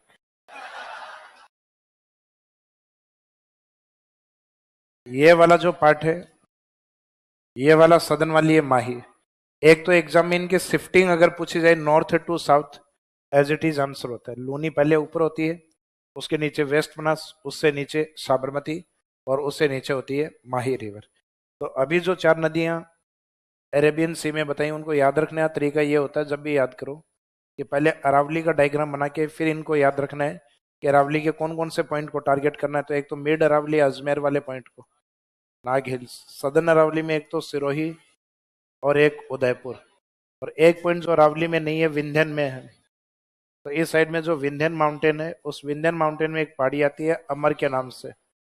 अमर से याद रखिए अमरेरू हिल्स। अमरेरू हिल्स पे जो झील बनेगी वो माही के नाम से मैच होता हुआ शब्द है मेहंद। तो इसका जो उद्गम स्थान है उससे लगभग पता लग जाएगा ये माही रिवर वाला है। तो इस वाले पार्ट से आने वाली नदी तो कौन सी है? माही। उदयपुर से आने वाली साबरमती, वेस्ट बनास लूनी। ऊपर वाली जो ये 2 नदियां, ये दोनों आती हैं कै में, और नीचे वाली दोनों आती हैं ख में। कै और ख की नदियां, ये बड़ी है ये आती है कच्छ के रन में, जो छोटी है वो आती है लिटिल कच्छ में। इन दोनों में सेम लोकेशन होती है, गल्फ ऑफ खंबात और गल्फ ऑफ खंबात। तो इसका मीनिंग ये है कि इसमें जो संगम है वो आपको याद रखना है कै और ख के नाम से, यानी run of Kutch, next little Kutch, और बाद में गल्फ ऑफ खंबात, खंबात की खाड़ी। डायग्राम बनाइए।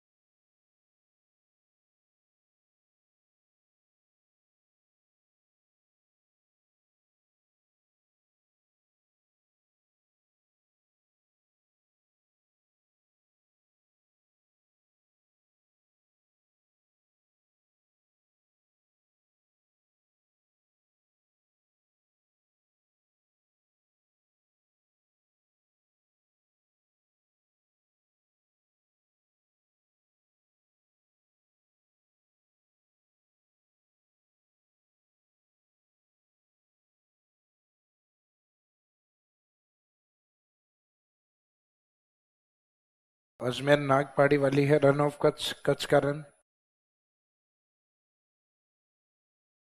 सभी पॉइंट इस साइड वाली है गुजरात में।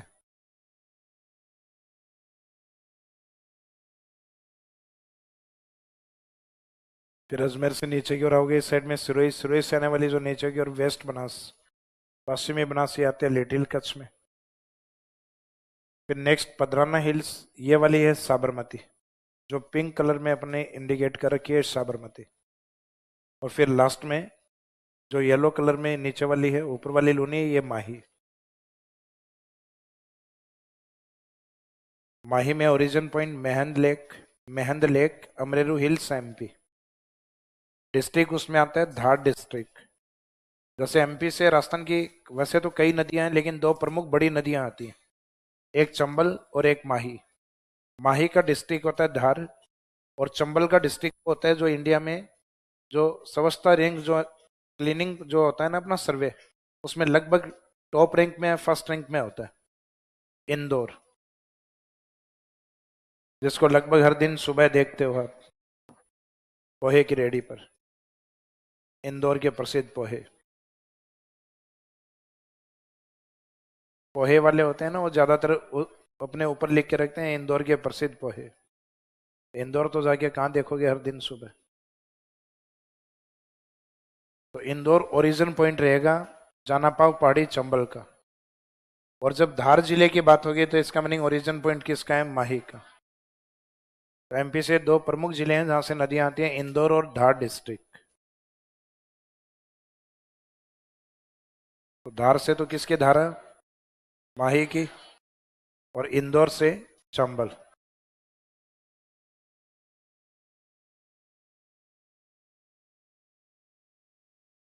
हाँ जी, कंप्लीट हो गया डायग्राम।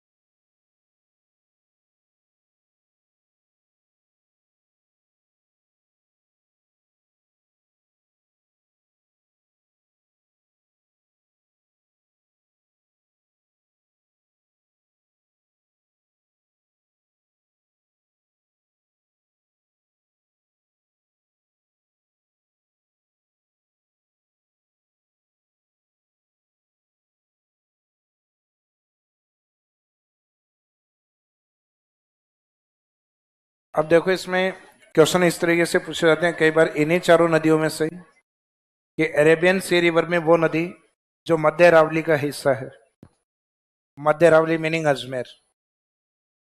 आंसर क्या रहेगा, लूनी नदी। और अभी सेकंड ग्रेड का आरपीएससी ने एक एग्जाम लिया था, बीच में पेपर लीक हो गया था, फिर वापस लिया था। उसमें उन्होंने एक पॉइंट दिया था कि राजस्थान की सिरोही से निकलने वाली नदी जो मुख्यतः कच्छ की खाड़ी में जाती है, यानी लिटिल कच्छ नहीं लिखा, उसकी जगह क्या लिखा उन्होंने, कच्छ की खाड़ी। तो सिरोही से जाने वाली प्रमुख नदी एक ही है राजस्थान की। आंसर क्या था, वेस्ट बनास। या राजस्थान में अरब सागर की वो नदी जिसका मेन कैचमेंट एरिया गुजरात में है, यानी जिसके नाम को देखते ही आपको ये फील होगी गुजरात की नदी है। तो उसका जिसका मेन कैचमेंट एरिया साबरमती, जिसका गुजरात में अपने आप बहुत कम एरिया है।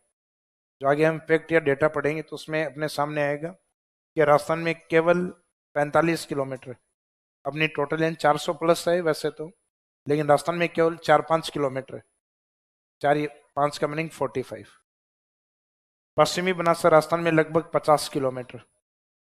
माई लगभग राजस्थान में 171 किलोमीटर, वैसे तो 500 किलोमीटर से ऊपर है नदी। लूणिया लगभग 350, वैसे लगभग टोटल 495 किलोमीटर। तो इन नदियों में से अगर देखा जाए तो अरब सागर के राजस्थान में सबसे इंपॉर्टेंट रिवर कौन है, लोनी रिवर। और इन अरब सागर की चारों नदियों में वो नदी जिसका उद्गम अरावली से या राजस्थान से नहीं होता, उस आंसर में क्या रहेगी, माही। नदियां ये सब जाएंगे गुजरात में, यानी इन नदियों के लास्ट पॉइंट कहाँ रहेंगे, Gujarat. Run of Kutch, little Kutch, और ये दोनों है ये खैब में खंबात की खाड़ी। साबरमती, और साबरमती के सदन में कौन है? माही। लेकिन इनमें जो प्रमुख नदियां होती है लूनी और माही, तो पहले इनको कवर किया जाता है, बाद में जो छोटी नदियां उनको बाद में। तो फर्स्ट हेडिंग में लीजिएगा लूनी। फर्स्ट हेडिंग है लूनी नदी।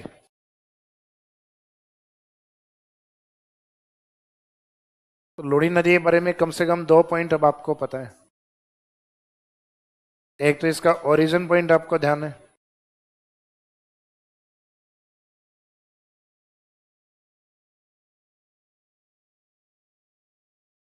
और एक मुख्यतः दूसरा लास्ट पॉइंट यानी संगम।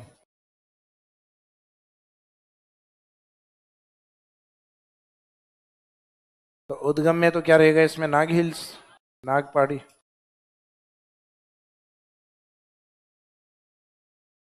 नाग पहाड़ी ब्रैकेट में आगे लिख देना अजमेर।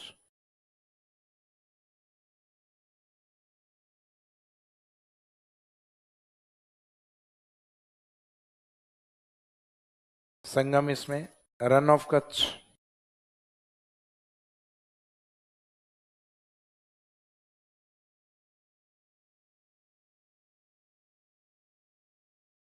कच्छ का रन। संगम में सभी नदियों में लास्ट में क्या लिखेंगे ब्रैकेट में? गुजरात।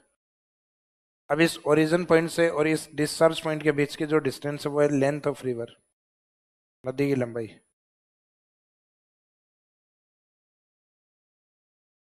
तो इसमें लेंथ या जो लंबाई है 500 से 5 कम, 495 kilometre, 495 kilometre.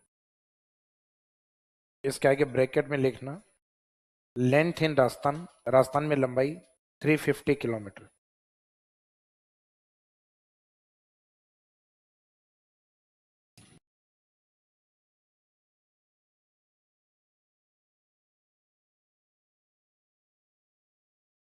Length in Rajasthan, Rajasthan में लंबाई 350 किलोमीटर। इसका मीनिंग बाकी है गुजरात में। पेज गए 330, 370 अलग अलग डेटास दिए हुए हैं इसमें, सारी ऑथेंटिक बुक्स में दिए हुए हैं। तो 350 आप हालांकि पूछते नहीं है केवल राजस्थान का, टोटल लेंथ ही पूछी जाती है एग्जाम में। तो राजस्थान ब्रैकेट में लिखना राजस्थान में लंबाई 350 किलोमीटर। अब राजस्थान में जो लंबाई है 350 किलोमीटर, वो राजस्थान के कौन कौन से जिलों को क्रॉस करती है, वो इसका कैचमेंट एरिया होगा। तो नेक्स्ट लाइन में लंबाई के बाद अगला पॉइंट लिखे अपवाह क्षेत्र कैचमेंट एरिया।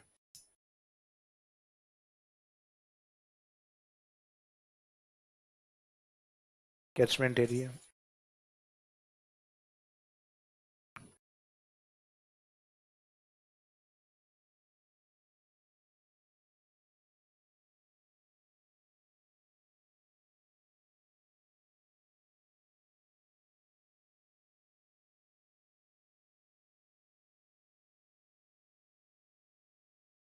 कैचमेंट एरिया का मीनिंग है कि इसका अपवाह क्षेत्र नदी किस कौन कौन से जिलों को कवर करती है। तो देखो लूनी जब भी निकलती है तो वो लेके निकलती है अपना बजाज। अपना बजाज, सबका बजाज, बजाज के एडवर्टाइजमेंट में आता है ना। तो लूनी जब भी निकलती है तो पैदल नहीं निकलती, क्या लेके निकलती है? अपना बजाज। अजमेर, पाली, नागौर, बाड़मेर, जालोर, यहाँ गड़बड़ होती है, जोधपुर है ये, जैसलमेर नहीं, जोधपुर। बालोतरा इसमें कंसिडर हो जाएगा। बाड़मेर आ गया तो इसका मीनिंग उस बाड़मेर के नीचे ब्रैकेट में क्या लिखेंगे? बालोतरा। जहां जालोर आ गया उसके नीचे ब्रैकेट में सांचौर, क्योंकि सांचौर को क्रॉस करते हुए गुजरात में एंट्री करती है। पहले जालोर को क्रॉस करते हुए गुजरात में एंट्री थी, तो अब बॉर्डर पे जालोर नहीं रहा, तो इसका मीनिंग क्रॉसिंग कहां से होगी? सांचौर। तो कुछ एक स्थानों में इसमें धीरे धीरे जब मैप अपने आएंगे तो मैप आने के बाद में ऑथेंटिसिटी होगी डिस्ट्रिक्ट की। अभी तो सिर्फ एक अनुमान के तौर पे वो नीचे ब्रैकेट में लिखेंगे अपन। जैसे जहाँ जालोर लिख रहे हो तो सामान्य सी बात है वहाँ सांचौर आने वाले टाइम में कवर होगा। जहाँ बाड़मेर लिख रहे हो तो उसके आगे ब्रैकेट में हम लिख देंगे बालोतरा, और जहाँ जोधपुर लिख रहे हो उसके जस्ट नीचे ब्रैकेट में लिख देंगे रूरल या ग्रामीण। इसका मीनिंग जोधपुर फलोदी वाले एरिया में नहीं जाती, ना सिटी में जाती है। यह जोधपुर जिले का कॉर्नर लेते हुए पाली के अंदर एंट्री करती है। तो सामान्य सी बात है ये जोधपुर के उस हिस्से में जो इसका रूरल एरिया है, यानी जोधपुर के 3 पार्ट हो गए, एक तो फलोदी के रूप में, एक सिटी के रूप में और उसके चारों ओर जोधपुर रूरल के रूप में। तो इसमें एक पार्ट तो होगा, ये निकलती है वो जिला अजमेर कैचमेंट एरिया में। पैसे पाली, ना से नागौर, लगभग सीधे सीधे मीनिंग निकल रहे हैं। वैसे बाड़मेर,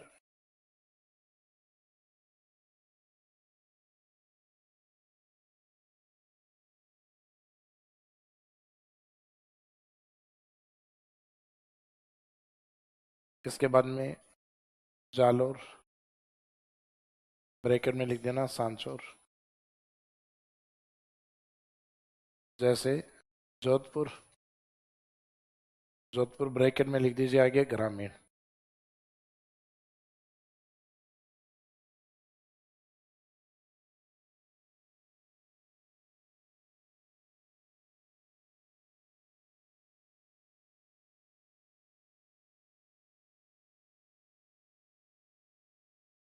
तो 6 डिस्ट्रिक्ट है मेन, जिसमें बाड़मेर के साथ बालोतरा को जालोर के साथ इंडिकेट कर देना सांचौर। सांचौर के ऊपर है जोधपुर, जोधपुर के आगे ब्रैकेट में लिखा है रूरल। जोधपुर रूरल या जोधपुर ग्रामीण,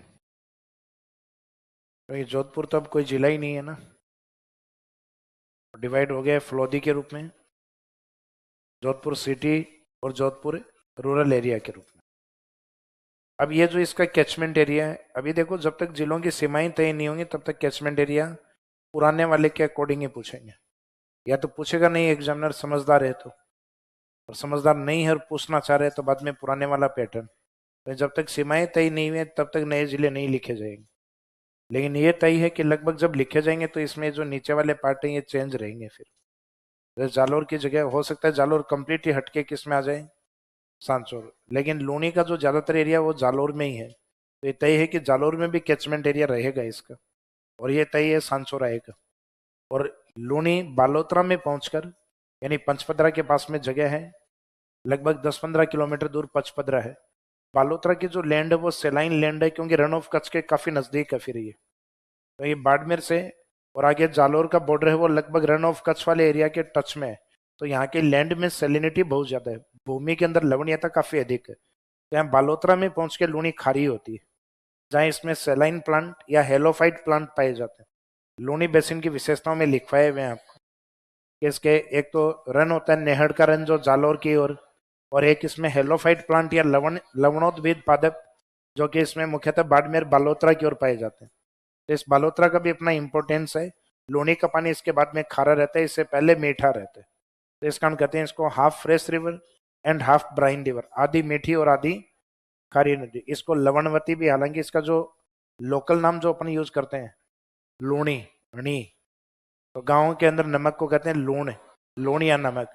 यानी वो नदी जिसके वाटर नेचर कैसी है, सेलाइन, लवणीय प्रकृति की नदी है। इंडिया में एकमात्र ऐसी नदी है जो अपने वाटर नेचर को चेंज करती है, अपने पानी की प्रकृति को बदल लेती है। बालोतरा तक मीठा और उसके बाद में आगे खारा। तो ये इसका कैचमेंट एरिया। अब इस कैचमेंट एरिया में जो नदी इससे कनेक्ट होंगी वो होंगे इसकी सहायक नदियां।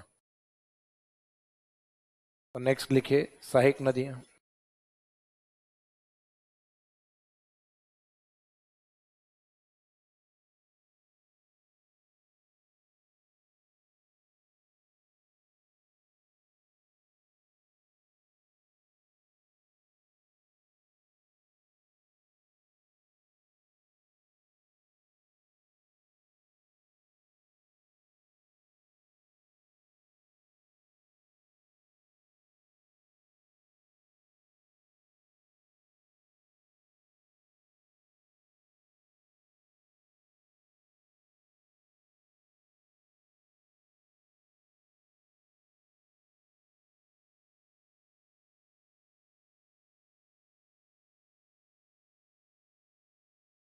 सूखे बांडी खरी जो जवाई से मिली। देखो बांडी अपने एक सांप की तरह एक जीव होता है ग्रामीण क्षेत्र में, तो पश्चिमी राजस्थान वाले बोंडी बोलते हैं, बोंडी बांडी वही। तो सांप की तरह होती है बांडी, जहरीली होती है, यहाँ जहरीली नहीं खारी लिखना है। तो सूखी बांडी कैसी है, खारी, जो जवाई से मिली। जो किससे मिली, जो जवाई से मिली। अब इसमें गड़बड़ क्या होती है कि ट्रिक्स के दो पार्ट हैं, एक तो उसकी विशेषता बतानी होती है कि बांडी कैसी है, सूखी बांडी खारी, फिर दूसरा वो क्या करती है वो बताना होता है, जो जवाई से मिली। अब ये धीरे धीरे ट्रिक्स आप रट तो लेते हो, लेकिन बाद में सूखी बांडी खारी जो जवाई से जा मिली, जाना कहीं नहीं है, जवाई घर ही आया हुआ है।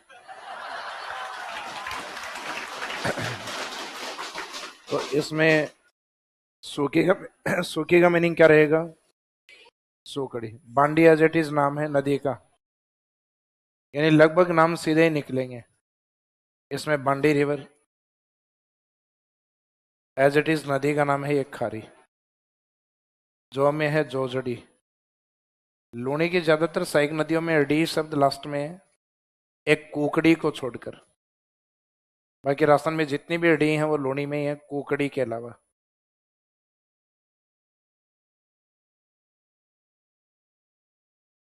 जो भाई एज इट इज नदी का नाम है। से वाली से मीनिंग निकालेंगे उसका, सागी रिवर। एक आगे हम जयपुर में पढ़ेंगे जो रहेगी साबी। साबी अपने आप में एक अंतःप्रवाही नदी के रूप में कवर करेंगे अपन। तो यहाँ इस शब्द की ओर ध्यान रखना कि ये वाला जो हम याद करेंगे इसमें, ये सागी रिवर। आपको ध्यान हो अरावली की पहाड़ियों में, जालोर में मैंने जसवंतपुरा पहाड़ियों के आगे लिखवाया था सागी, तो यह जसवंतपुरा से निकलने वाली सागी जो लूणी के अंदर जाके मर्ज होती, सागी। तो कुछ आपस में मैच होते हुए शब्द होते हैं, उनको थोड़ा सा ध्यान रखना होता है। जैसे बनास, पश्चिमी बनास, सागी, साबी, मोरेन, मोरेल, काली सिंध, काली सील। बहुत सारे ऐसे राजस्थान में नदी, कांतली, काकनी, तो ऐसे शब्द हैं जो हम लास्ट में टॉपिक कंप्लीट होने के बाद में वापस कवर करेंगे। वहां आपको लिखवाएंगे उन शब्दों में क्या फर्क है। तो सागी अपने आप में part of Luni, and Sabi part of inland drainage. बह आ जाएगा तब अलग नदी। जयपुर में बताई थी साबी अंतःप्रवाही नदी, सेवर पहाड़ी वाली। मी से है मीठड़ी, ली से है लीलड़ी।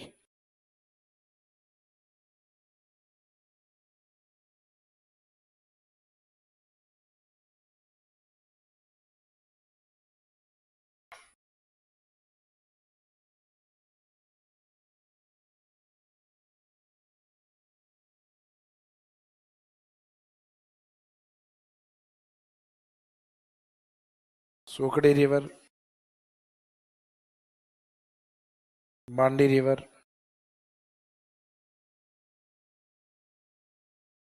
खारी, जोजड़ी। डी वाला चाहे डी आई के रूप में लिख दो, चाहे आर आई के, दोनों ही ठीक है।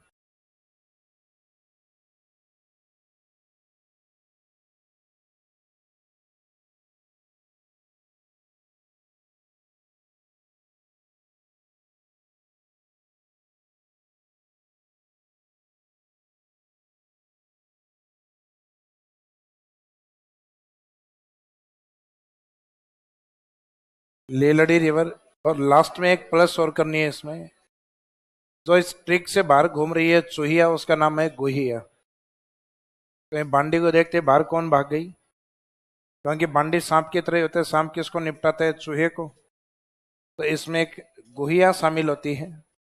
तो ये लास्ट में एक प्लस करके इसमें चाहे यहां लिख दो चाहे यहां नीचे लिख दो, गुहिया।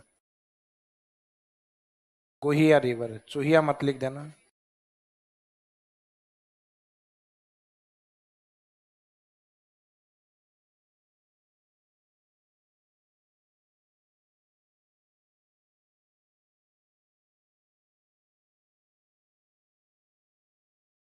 गुहिया रिवर। तो इसमें ये सहायक नदियों के नाम, सूखी बांडी खारी, जो जवाई से मिली, प्लस गुहिया। तो ये धीरे धीरे ट्रिक्स में आपके क्या है, वो जा जो आए उस जा को हटा देना। ये आएगा जब आप इसको रटना स्टार्ट करोगे ना। राजस्थान में लगभग 4 से 5 नदियां जिनकी ट्रिक्स को, ट्रिक्स इसलिए क्योंकि एक लंबे समय तक याद रखने का जुगाड़ होता है। बाकी इसको याद किए बिना काम नहीं चलेगा। इसको 2-3 बार रिपीट करके फिर ट्रिक्स काम आएगी, वरना पता चले सूखी मंडी खरी जवाई से मिल रही है लेकिन मीनिंग नहीं निकल रहे। तो मीनिंग निकलना जरूरी है, और मीनिंग तब निकलेंगे जब इनको 2-3 बार रिपीट करोगे तब। और जो लिख लिया।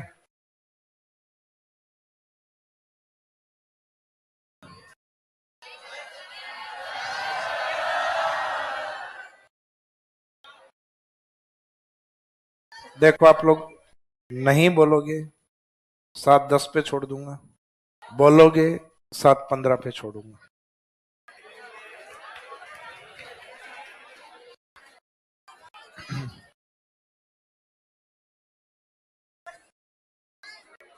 ये वाला पॉइंट कौन सा है?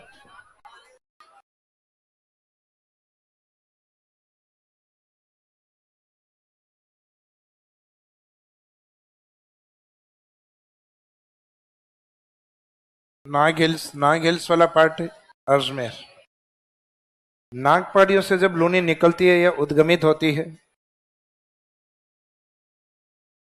तो इस नदी की बड़ी इच्छा होती है सागर से मिलने की, और इस नदी का नाम स्टार्टिंग में होता है सागरमती। लूनी नदी का नाम स्टार्टिंग में क्या है? सागरमती।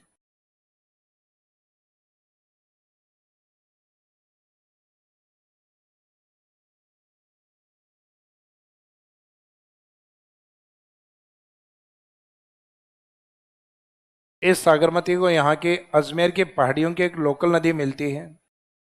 आप अजमेर के अंदर जाते हो तो एक पुष्कर आता है, पुष्कर में पहाड़ियों में एक बूढ़ा पुष्कर आता है, तो उस साइड से एक स्ट्रीम और एक धारा आती है जिसका नाम है सरस्वती।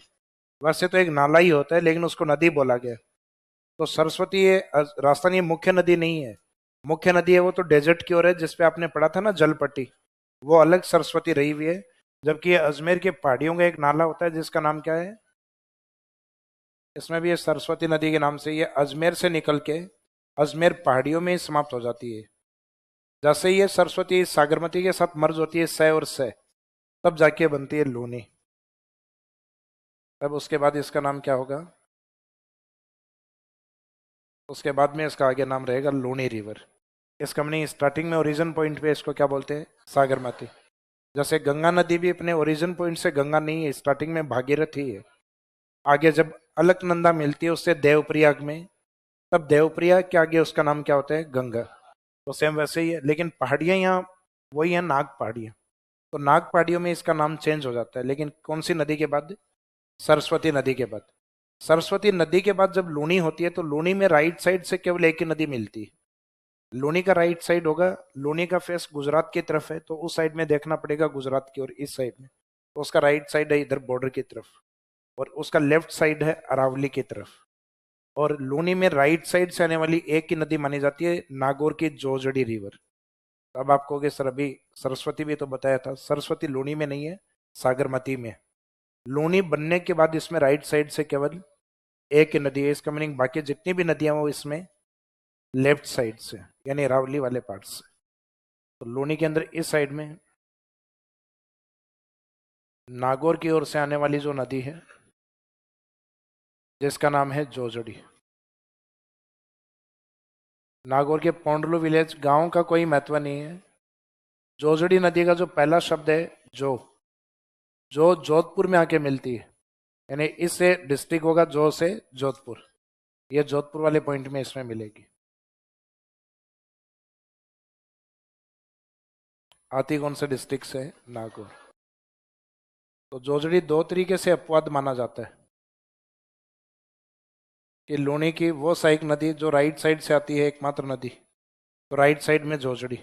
लूनी की वो सहायक नदी या ट्यूबटीज जो अरावली से ओरिजिनेट नहीं होती, तो लूनी में बाकी सब अरावली से आती हैं जोजड़ी के अलावा, क्योंकि नागौर को अरावली डिस्ट्रिक्ट में शामिल नहीं किया गया। तो लूनी की वह नदी जो अरावली से नहीं आती, जोजड़ी, या लूनी की वो नदी जो राइट साइड से आती है, तो उसमें भी आंसर यही होता है। यानी दो क्वेश्चन का आंसर जोजड़ी होता है, एक तो राइट साइड वाली में, और एक लूनी के ड्रेनेज सिस्टम में जो अरावली से नहीं आती, यानी does not comes from Aravalli reason.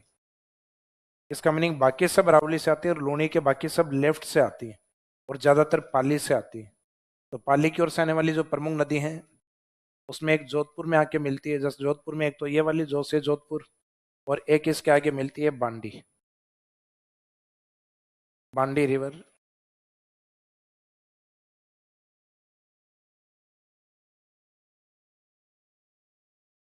Lilri, मीठड़ी, सोकड़ी, तीनों डी एक साथ हैं भाई जोजड़ी को छोड़कर।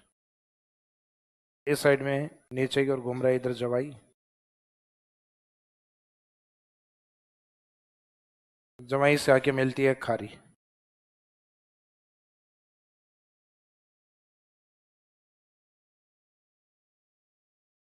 खारी सिरोही की नदी है। बाकी ये ऊपर वाली जो जवाई है, जवाई के बांडी के जस्ट नीचे लीलड़ी, मेठड़ी, सूकड़ी। बांडी को यहाँ एक लोकल नदी मिलती है जो पाली से निकल के पाली में समाप्त होती है, उसका नाम है गोहिया। इसका मीनिंग गोहिया यहाँ की लोकल नदी है। तो लूनी के लिए मुख्य सहायक नदी नहीं होगी, एक उप सहायक नदी होती है, यानी जो सहायक के थ्रू लूनी में आती है। तो गोहिया का जो पॉइंट है वो पाली में ही, पाली से ओरिजिनेट होकर पाली में समाप्त हो जाती है। तो ये गोहिया से लेके और जवाई तक जितनी भी नदियां हैं, ये लूनी के ड्रेनेज सिस्टम में इनके ओरिजिन पॉइंट या उद्गम है पाली। इसका मीनिंग होता है कि पाली की नदियों को अपने को याद ही नहीं करना है, अपने को तो यह ध्यान रखना है कि पाली के अलावा कहाँ से आ रही हैं। तो एक तो अपवाद आ रहे हैं नागौर से जिसका नाम है जोजड़ी, एक खारी आ रही है जो सिरोही। खारी सिरोही से ओरिजिनेट है और जवाई से कहाँ मिलेगी, ये जालोर में। और जहाँ ये जवाई से मिलेगी वहां से एक जालोर से निकलेगी जिसका नाम है सागी रिवर। जसवंतपुरा की पहाड़ी बताई थी, तो ये सागी है, ये जालोर से ओरिजिनेट होगी। मीनिंग ये है कि लूनी की सहायक नदियां हैं मुख्यतः किस जिले से आती हैं, मेनली पाली से आती हैं। पाली से कौन नहीं आती, तो तीन नहीं आती, नागौर वाली नहीं आती, सिरोही वाली नहीं आती, जालोर वाली। डिस्ट्रिक्ट के नाम याद कर लो। नागौर वाली कौन है, जोजड़ी। सिरोही की खारी, सिरोही की कैसी, खारी। और जालोर की सागी, जसवंतपुरा वाली सागी। तो इसका मीनिंग जोजड़ी नागौर वाली, खारी सिरोही वाली, और जालोर सागी। देखो अभी आपको अरावली की कुछ पहाड़ियों में नदियां लिखवाई हैं, बिजराल, वहां एक खारी आपको रह रह के याद आ रही है कि हमें एक राजसमंद में खारी। खारी आपको तीन जगह करवाऊंगा, एक अरब सागर, एक अंतःपुरवा और एक बंगाली खाड़ी। तीनों के नाम एक जैसे हैं। और एग्जाम में क्वेश्चन पूछा जाता है कि खारी कौन से अपवाद तंत्र का हिस्सा है। तीनों पार्ट होते हैं और एक डी ऑप्शन होता है अनिश्चित। तो अनिश्चित आंसर होता है। कारण क्योंकि हमें ओरिजिन पॉइंट नहीं बताया गया, ना हमें डिस्चार्ज पॉइंट बताया गया। तो खारी में उद्गम और संगम अगर बता दिया जाए तो आप बता दोगे कौन सी खारी। सिरोही वाली खारी है तो पार्ट ऑफ लूनी, राजसमंद वाली खारी है तो वो बनास में जाती है, तो part of bay of Bengal. एक नागौर की खारी है जो सांबर में आती है, वो इनलैंड में आती है। तो इसका मीनिंग हर खारी का ओरिजिन पॉइंट अलग है। अब सिरोही वाली खारी है तो सामान्य सी बात है, सिरोही अरावली के पश्चिम में आता है, और अरावली के पश्चिम में मेन ड्रेनेज सिस्टम कौन है, लूनी। अरावली के पश्चिम में मुख्य नदी कौन है, लोनी। तो अरावली के पश्चिम वाली जो खारी है वो किसका पार्ट होगी, लोनी का। और अरावली के ईस्ट में आता है राजसमंद। राजसमंद की खारी किस में जाएगी, बनास में। तो बनास वाली काउंट होगी बे ऑफ बंगाल के अंदर। यानी एक खारी कंप्लीट कवर करेंगे उसके बाद समझ में आएंगे। तो पहले इसमें अपने वो दिमाग नहीं लगाना। वो राजसमंद वाली जो खारी है वो एक अन्य खारी है। तो इसमें इन नदियों को ध्यान रखना है। पाली वाली याद नहीं करनी है, याद करनी है सिरोही की, जालोर की, नागौर की। फिर ये देखना है कि इसमें नदियां मिलती कहाँ पर है लूनी में। तो स्टार्टिंग वाली जोधपुर में, बांडी है जोधपुर, बांडी का कई जगह पॉइंट दिया हुआ है पाली। तो कोई भी नदी जब मिलती है तो लास्ट में उसकी धाराएं क्या होती हैं, डाइवर्ट हो जाती है। क्योंकि नदी जब लास्ट में मर्ज होती है तो इसमें सेडिमेंट या अवसाद जमा होते हैं, तो धाराएं इस तरीके से अलग अलग जगह। तो कुछ धाराएं इसकी जब लूनी पाली की ओर आती है तब मिल जाती हैं, और कुछ जोधपुर, मुख्यतः ज्यादा जोधपुर में माना जाता है। तो स्टार्टिंग की दोनों नदियां लूनी को कहाँ मिल रही हैं, जोधपुर। और बाकी जो याद नहीं हो रही वो सब मिल रही हैं बाड़मेर। तो आगे वाली जो नदियां इसमें लूनी में मर्ज होती हैं वो बाड़मेर, वर्तमान में बाड़मेर का ये हिस्सा बालोतरा। कुछ ज्यादातर बालोतरा के पास में ही मिलती हैं, कुछ बालोतरा से पहले, और फिर बाकी बचे हुए बालोतरा। तो इसका मीनिंग नदियों के संगम है लूनी के अंदर कौन से स्थान पे होते हैं, बालोतरा की ओर। बालोतरा की ओर, बालोतरा पर अपने आप में एक नया डिस्ट्रिक्ट है, पहले लिखना होता था अपने को बाड़मेर। तो इन नदियों के कॉन्फ्लुएंस या संगम है लूनी में बालोतरा। अब एक क्वेश्चन आते हैं कि लूनी नदी में बाढ़ मुख्यतः किस स्थान पर आती है। बालोतरा। क्यों, समझ में आ गया?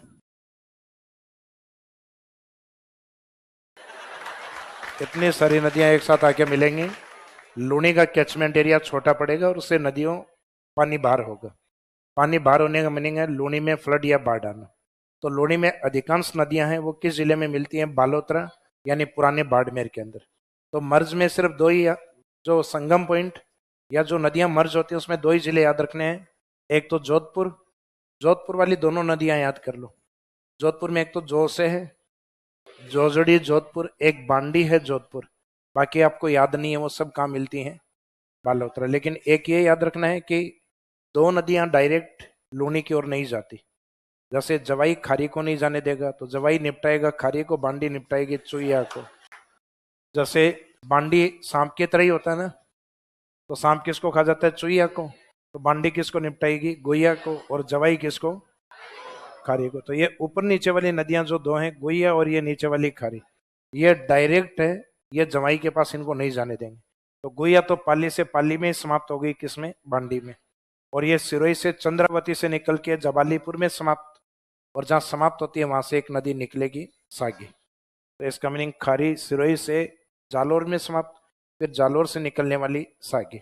तो मीनिंग है कि आपको दो तीन चीजें ध्यान रखनी है। लूनी की अधिकांश नदियों का ओरिजिन पाली से। लूनी में अधिकांश नदियां मर्ज कहाँ होती हैं? बालोतरा में होती हैं। फिर इसका मीनिंग अपने को बालोतरा के अलावा दो नदियां और हैं, जोजड़ी और बांडी, वो कहाँ मिलती हैं?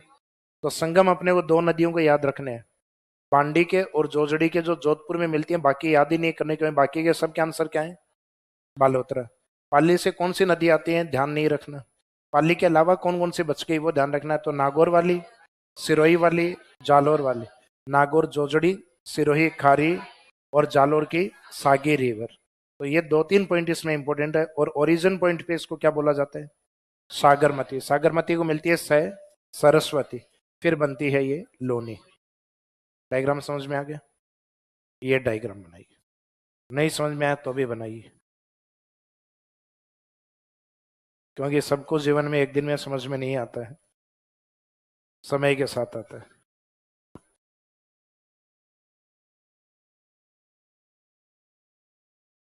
जाओ जी लो अपनी जिंदगी।